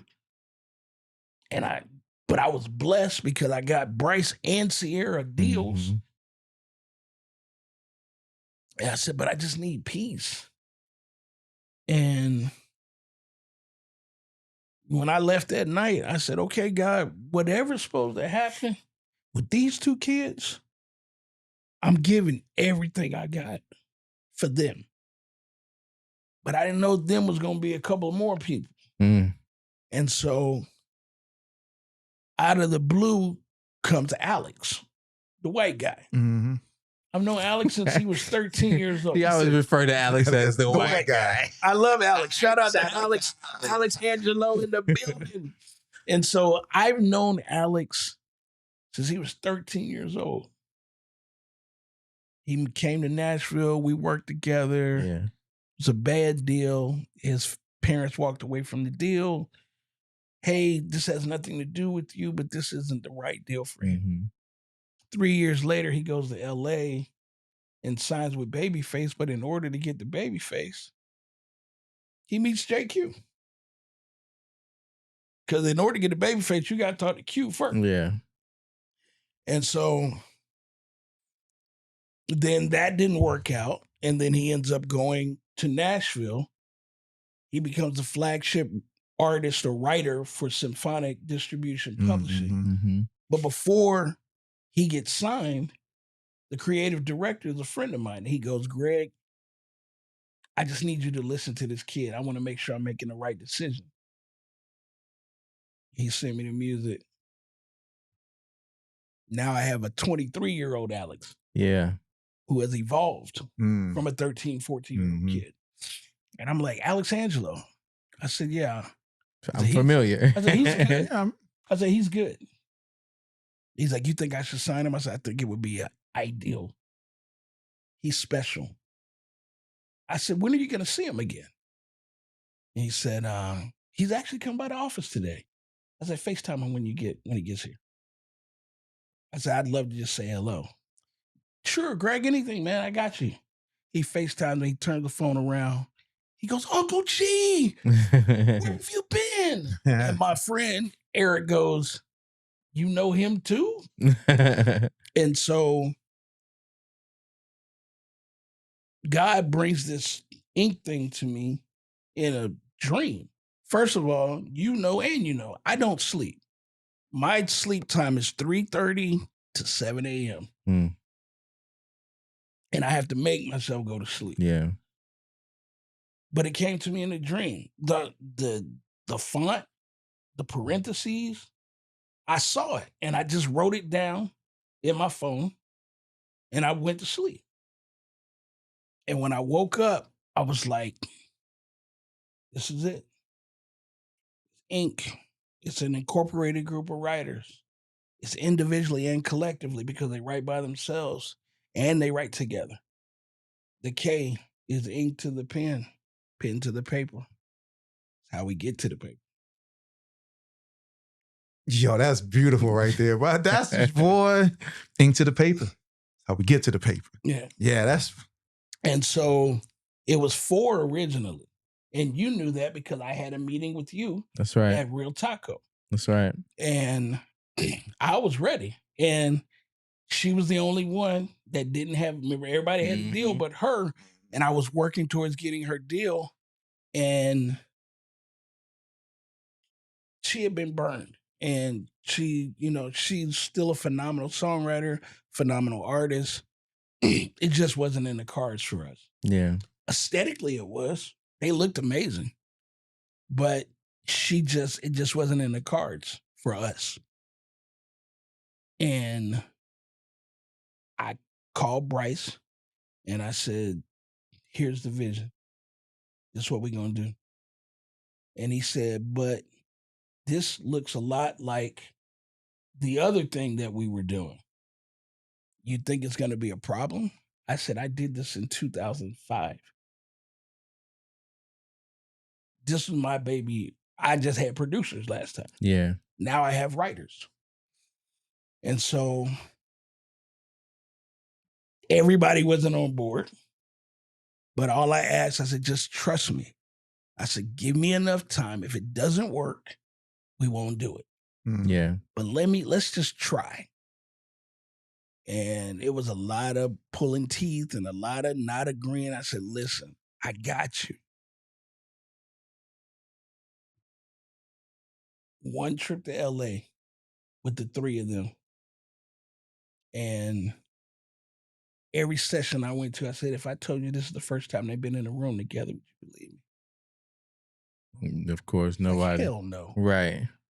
Because Bryce and Sierra had worked together. Mm-hmm. And Alex and Bryce had worked together. Okay. But they all hadn't worked as a unit. And I got him in with Mike Daly, which is one of the top K-pop writers. He was part of the Underdogs team. I got him in with Yanni. Mm-hmm. Got him in with some BMG writers. And then there was one day where the producer didn't show up. And Alex says, I got a couple tracks on my laptop if y'all want to try it. And now the record is maybe going to a pretty prominent K-pop boy band. Because they can do it together. Mm-hmm. And they can do it by themselves. Yeah. Individually and collectively. Individually and collectively. Yeah. And so that was it. And then, but the crazy part about it is everybody thinks it's a clothing brand. Yeah. Mm-hmm. Because it's like, what is it? If I had $1 for every time somebody say, where can I get that? It's fine. But it was God. It was God. It was a lot of sitting on the edge of the bed crying. It was a lot of, when Sierra came out the gate sprinting, it was like Kevin Durant and Steph. and Bryce was Steph. Yeah. But Sierra she came out the gate. And he looking at me like, this is God's plan. Mm-hmm. When it's time for me, it's going to happen. And mind you, he's the sync king. Right. So he's already got major syncs with. Yeah. Yep. He did the Super Bowl, the Las Vegas Super Bowl. Anything Pizza Hut that was in that Super Bowl was him. He's done major things. Like say, even, which I was sharing with you before we started. Bryce has been on every season of Bel Air. This is the last season. Yeah. He was on episode 3. He's been on All American. He's the new Kim Kardashian show. He had one on there a couple weeks ago.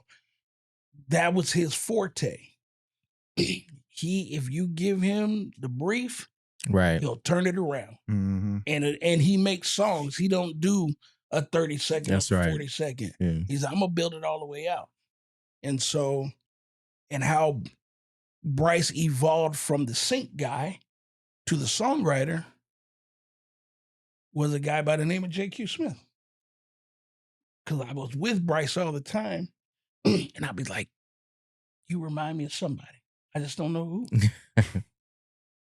I don't know. I said, man, I feel like you're in my chest. I feel like I know you that well.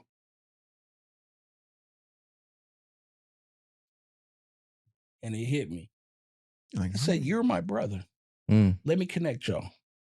And to this, Bryce, Q is his sensei. But Q taught him how to make songs. He knew how to put it all together, but it was like Battery 5. Yeah. He was a sync writer, not a song maker. Yeah. And he needed somebody to develop him, and that's what Q did. And I did too. And that was the thing, is that they knew nothing about me from a creative standpoint. They just knew that Greg was about that business. He know that publishing. Yeah. He know all that stuff. But then when I started helping him write the songs, he's like, you need some of this publishing. I said, no, I don't. This you. This for you. I said, because what happens, credit is way better than a lot of stuff. When you guys start winning, not if, but when you start winning, they're going to be like, well, who's running the ship? Yeah. And that's where I come in. And so that's it in a nutshell. Yeah, that's dope. We've been blessed, man. And you know, we Tricky got wind of it. Before I knew it, Tricky's worked with Alex by himself. He's worked with Bryce by himself. And he's worked with Sierra by himself. But he hadn't worked with them together. Yeah. So he's like, that's what we're doing going into 2026. Because if Facts. they're this dope by themselves, I hate to see what they sound like getting in the room together. Right. So let me ask, and I guess, you know, I'll just wrap it up. edit this. I'm not editing none of it. I guess I'm gonna color it a little bit, make it look good. Okay. Outside of that, nah. All this has been great. So with everything that you've seen in these 15 plus years, good, bad, political, why haven't you become jaded? Or what stopped you from coming? Let me ask it and say it that way. What has stopped you from becoming jaded? And why do you continue to show up as you do for independent creatives? Well, I did become jaded. Mm. And you know who was there for me? This industry, man. You know who was there for me? Who? You. That day you took me to lunch. Oh, we got the Thai food. That's right. I didn't know that. Yeah. I just was like, yo, let's go eat. Yeah. I was done. I was burnt. I did not know that. I was like, I'm tired. I just had the split wasn't as amicable as I would have liked it to be with Made in Memphis and For You. Mm-hmm. And the split happened, but then they came back around and still wanted to kind of be in business. But I was like, you That's just weird. got rid of me. Why would That's I weird. do that? And so I was burned. And I tell you, it was two people, well, three people. It was you, a young lady named Journey Montana, who is probably one of the hottest little young R&B. You know, I realize who she is for this era. She's Shout out to Journey. She's Ashanti. I can see that. She just needs. I can see that. She needs one more record, and I'm gonna give it to her. And but I've been working with Journey since she was 14, and then I remember. And then during the pandemic, that's when I was burnt out.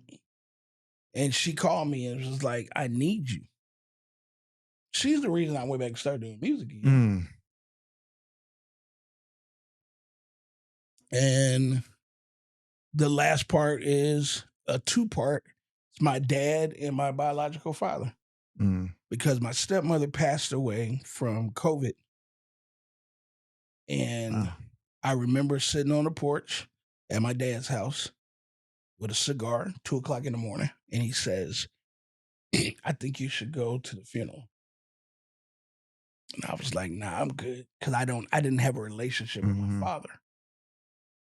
She was the buffer. Although I didn't know anything about him, she always called. She always checked in on me. And my dad said, "Well, the obituary is on Facebook. And she has you and your brother listed as her sons. And you know JQ ain't coming because this is the peak of the pandemic. And he's in LA. Okay. He ain't going nowhere." And so I went to North Carolina to put my stepmother to rest. And my father said, "I know I haven't been doing the best, but I'm really proud of you and your brother." And that changed everything. And I was like, I got to keep doing this. And so I've been jaded, but God gave me this gift. And I can't do any. It's not that I don't want to do anything else. I can't. Yeah. Yeah. I think that's interesting you say that because the first thing I thought was when you asked the question about him being jaded was not how does he not become jaded, but how have those that have been jaded then turned that around and literally just use it as a tool in terms of how you move after you've been jaded. Yeah. Because like you said, sometimes it's like a broken faucet. Yeah. You can't turn it off. Right. It don't run like it used to. Right. And even sometimes it gets to the point where it's just a drip. But you can't turn it off. Right. And at some point, it's going to work its way back wide open. And that's where I am. It's because it's so funny how, and we've all experienced it. Wide open is crazy. Yeah. Pause. But, bruh. wide open is wild. Crazy thing is, sidebar, Alex is from Cleveland. Really? I told you that. No. Alex was the but wait, where? But Cleveland is Cleveland. He was the resident DJ for the Cavaliers at 11. Yo, my spiritual father's from Cleveland. He was Yo, did you know that? I just want to give y'all some clarity. Cleveland is Cleveland. So it's a lot of people, for example, who say they're from Atlanta and they live in Snellville. Right, no, he's from Cleveland. Yeah, he's from the Yeah. But my spiritual father, if I say I'm from Cleveland and if you say you from Cleveland and somebody say what part, they not from Cleveland. The reason I know that he's from Cleveland, the reason that I know he's from Cleveland is because Yanni's from Cleveland. Yanni's from Cleveland for real. And Yanni knew who Alex was and tried to work with him when he was a kid. Yeah, Yanni's from Cleveland for real. And so I connected them. Yeah. Wow.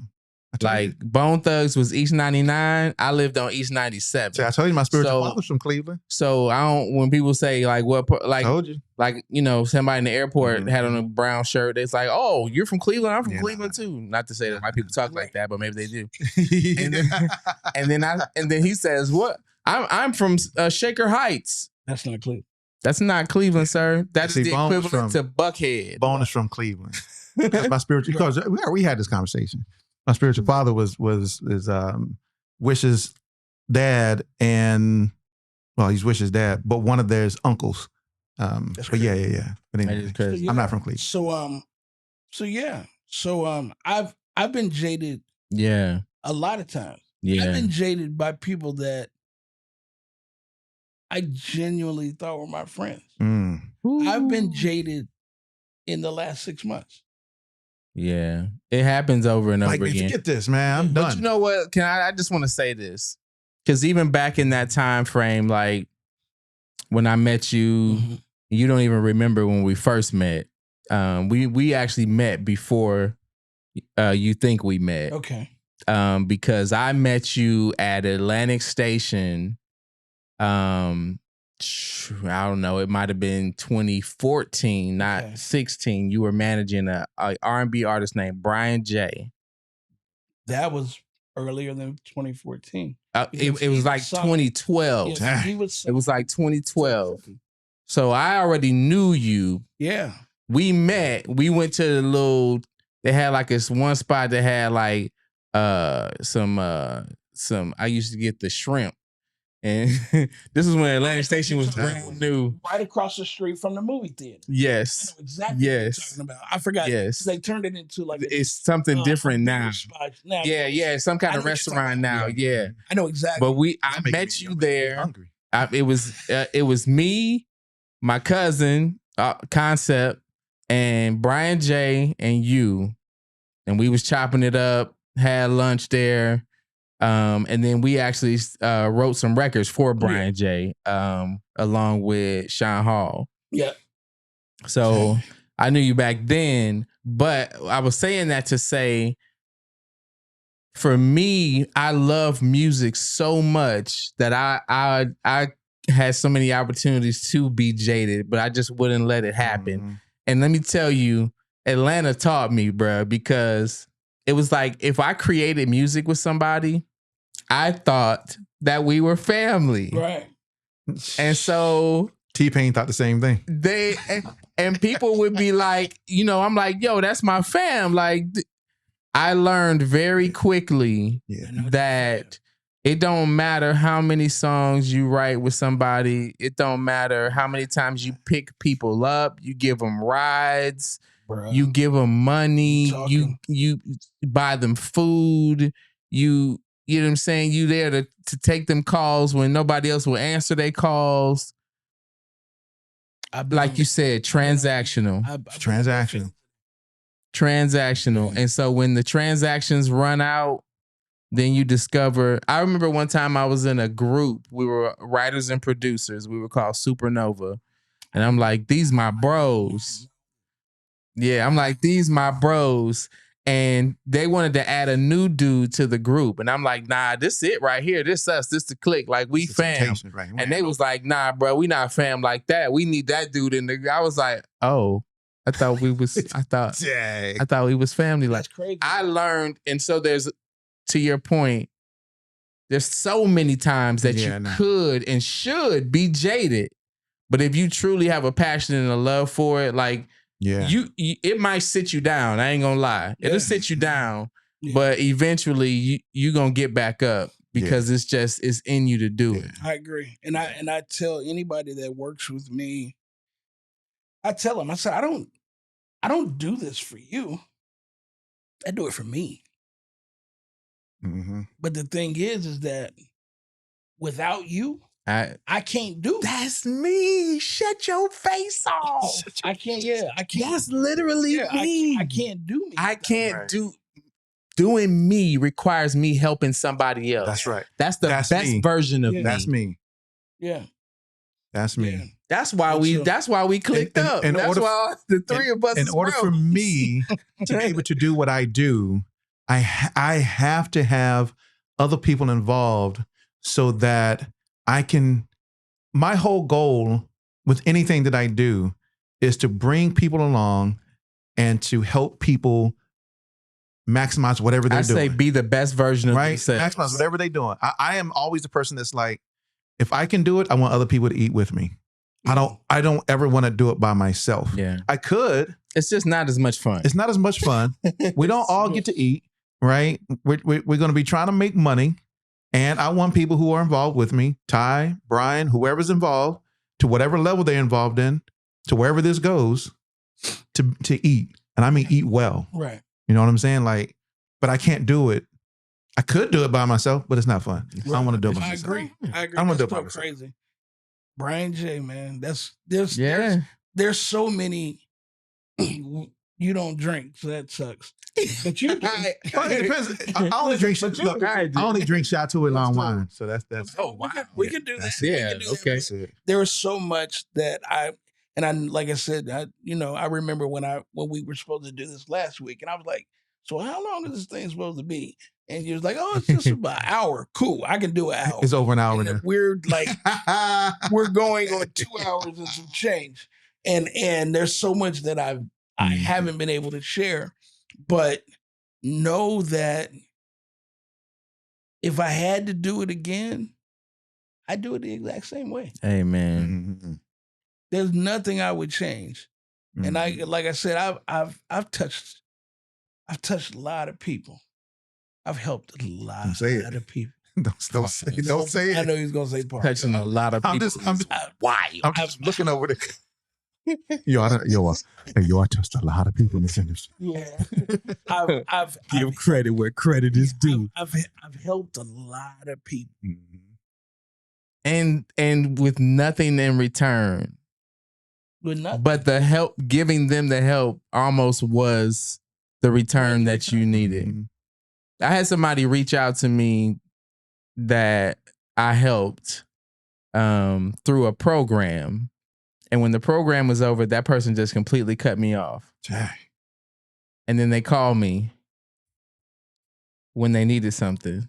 That's how it works. And you know what I did? I answered. Because I know that's not what they expect. So, funny thing. And that's who I am. And if you're gonna edit this, then this will be a good. This will be a good cut and splice. Because what you're saying, I was on the other end, right here, of that spectrum, and what I mean, and that's me and Bryce. Mm-hmm. The producers that Bryce was working with is now the head of Symphonic Publishing. Okay, but they're the sync producers, and Bryce was the writer, and this is my guy. that I met through my attorney, because what he said is that I got this dude, his name is Eric Olson. He signed the Rock Nation. I want you to meet him. Eric looks like he might be an extra on Friends. Like, or Cheers. Like at the bar. Where Like everybody knows your name. He's very regular. I'm looking for, we're at the bar. I'm looking for Eric Olson. I'm looking for a black dude.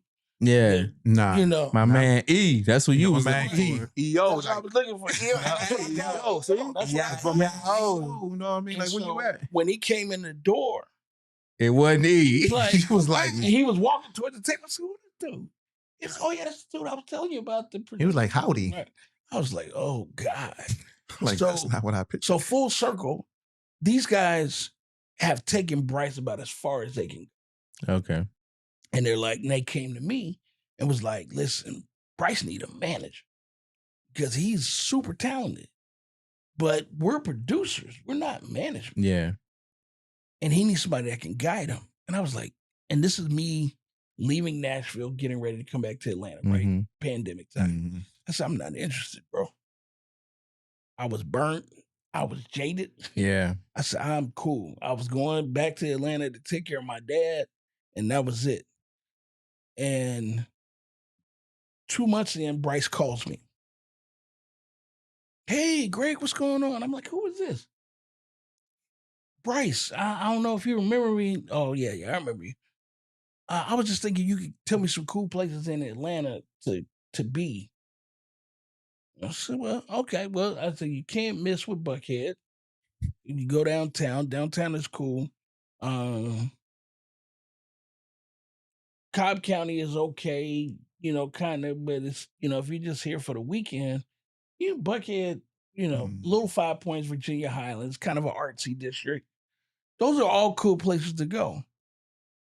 I said, you bringing your girl up for the weekend? He's like, no, I'm moving to Atlanta. Because you're going to be my manager. Right. And I said, you're a songwriter that In lives in Nashville. Nashville. And you moving to Atlanta. with sync placement. Yeah. So you're working Yeah. and you want to come to Atlanta? That's stupid. And he goes, that's crazy. he said, I just do what God tells me to do. Mm. He said, I don't even have a job.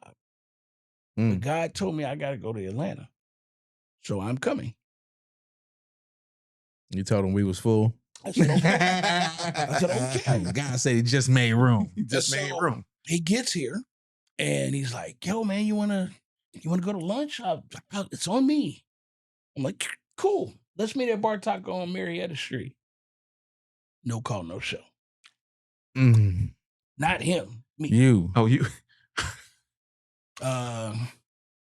Jimmy Allen. Everybody knows Jimmy Allen, country artist. Mm-hmm. That's my guy. And so he was touring with what's her name? Underwood. Carrie Underwood. Carrie. He was touring with Carrie Underwood. He's coming to Atlanta. I say, oh yeah, I'm going to the show. You want to go? Man, I'd love to, man. I can hang with you. Yeah. Come on. He came to the show. I was already in there.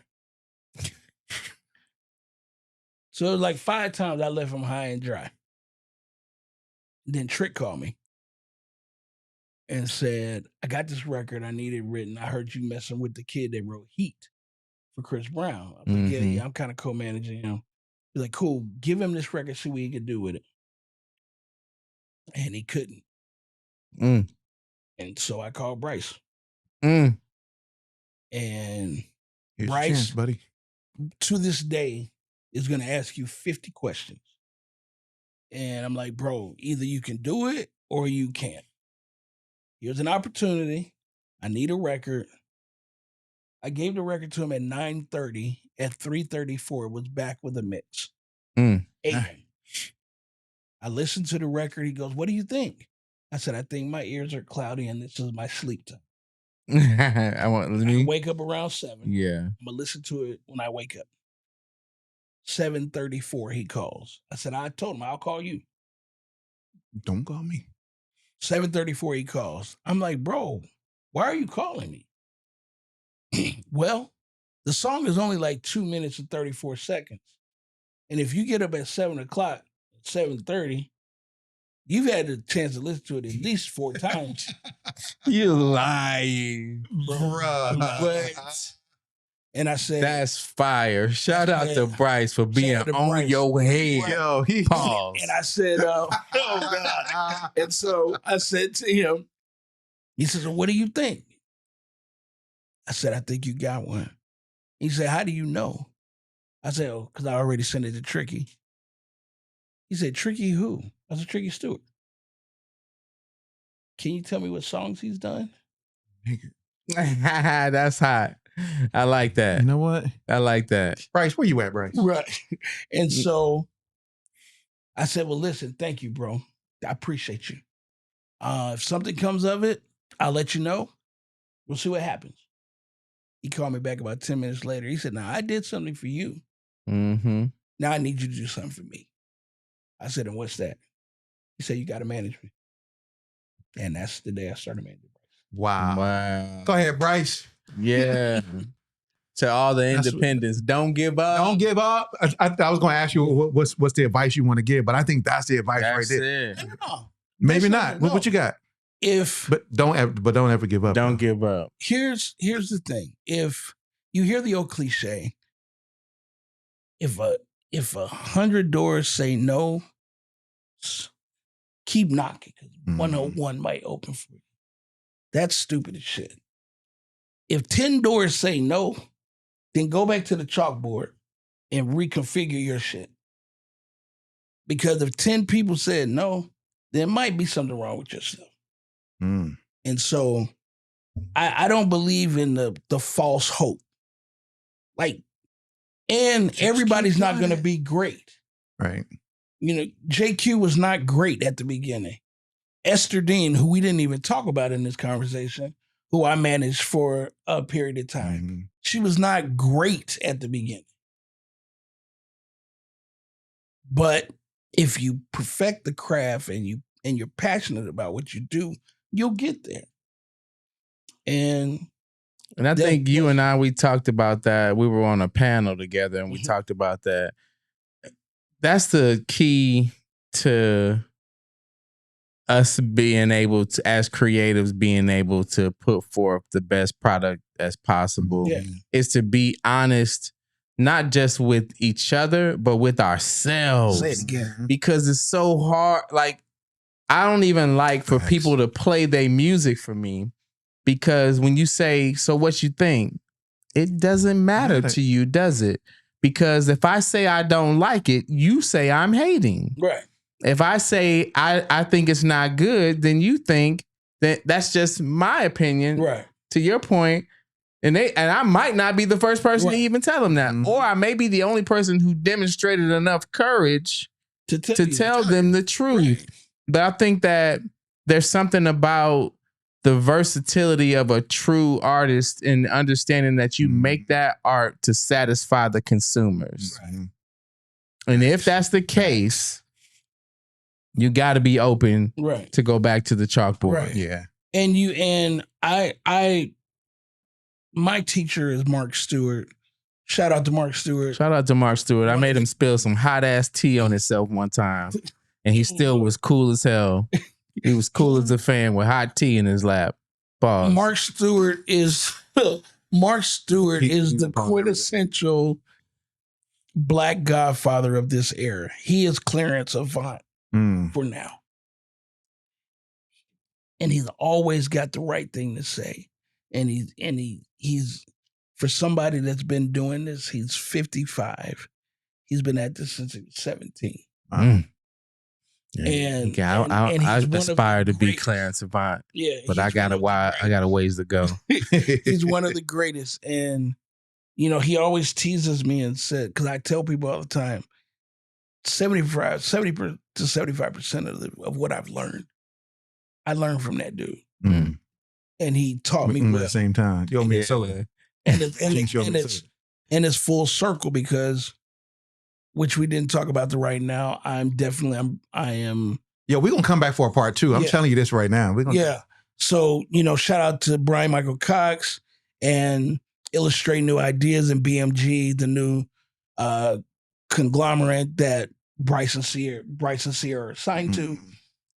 Shout out to Tricky Stewart, who I am back with them now, which is now common knowledge. I'm back with now it's RZ3, but right. I was blessed to be second generation Red Zone. So that was Umbrella, Single Ladies Bed, the first Dream album, the first 3 Dream albums, other records that people probably never heard. But everything is full circle for me. And I'm in a good place, and I just want to see people win, and I want to see me win. Right. And that's something that I haven't done ever in my career. I've never wanted to see me win. And Tyler Perry said it best when I applied for over 200 jobs post-pandemic, and nobody would hire me. I get to interview 3 or 4, and they'd be like, your reputation precedes you, your resume is immaculate. I don't think we can pay you what you deserve. Well, I'm getting nothing today, so make me an offer. Make me an offer. Throw something at me and let's see what sticks. And I remember watching Tyler Perry and him saying, I got tired of getting pushed away from the table. So I made my own. Make your own table. I made my own. That's what I'm saying. I made my own. We are making our own table. Yeah. We are making our own tables. And with that, people want to come eat. Amen. That's right. Amen to that. Yeah. Man, brother, it's good to see you as always. Better to see you, man. Man, Ty, it's always a pleasure, my brother. Thank you for coming. Hey, I'm glad to be here. You know it. Man. You know it. Dude, man. I love you guys, man. Look, we're going to be together on Friday. Yeah. Right here. Yeah. Pause. We'll be together. Right here. Right here. It went in again. Pause. You know what I'm saying? So it's been great. I definitely want to come back. I want to bring the crew back. Yeah, sure. We got to. Yeah, because they got stories too. We got we'll talk about it. Okay. I went out and bought a whole bunch of stuff. Okay. That makes it possible to have multiple 4 people, maybe 5, 6 on a thing. Yeah, let's figure it out. With some cameras and some. Yeah, let's figure it out. This is a beautiful setup. Yeah. And thank you for having me. I'm sorry it took so long. My brother, bro. We're going to make it happen. It took a while, but. It took a while. I finally got here. Glad you made it. Cross off my list, off my 100 people list. You know what I'm saying? Yeah, don't bring up that list. Because he never had a list, but anyway. But no, listen. Did he tell you that one? You told me that. You told him that. You told him that. I said, don't bring up the list. I don't even know what you're talking about. That's right. What list? To 2 of my dearest friends and 2 people that I respect immensely in this crazy thing we can't walk away from called music. Called music. I appreciate you guys, man. Appreciate you, brother. And I see, as I see a lot of, congratulations to you. You've had an amazing year, bro. God has been good. Mr. Emmy. Yeah. Over there. God is good, man. Mr. Emmy. Thank you, sir. I want to be a part of that. We said it at Real Taco. And, it's real. And we got to get to it, And this guy, like I said, I love you, man. I love you too, bro. And like I think, in closing, I think you gotta don't be afraid to say that to your people. If you mean it. If you don't mean it, don't say it. Yeah. Because like you said, not everybody's not your brother. Nobody is. If you can't provide a service, then what do they need? And even if that service is support, right? Even if it is the love, right? It's still something that it is transactional. Still transactional. Every relationship is that. Right. The question becomes, is it healthy and for how long? Yep. Facts. That's like I told you. You think I'm playing? We bros. This ain't a game. This ain't no game. He know. You think we doing Hollywood talk? No. Except for I keep on hitting him on the phone. Like, hey, I text you. Right. You ain't texting back. Right. But man, let's close it out, ladies and gentlemen. Once again, my brother Greggory Smith, aka Greg Smith. then Thank you. man. I appreciate y'all, man. Appreciate Thank you, so brother. much, man. Y'all make sure y'all stay tuned as always. Appreciate y'all support. Once again, we are the Indie Unplugged. We are out, ladies and gentlemen. Peace. Peace. Peace.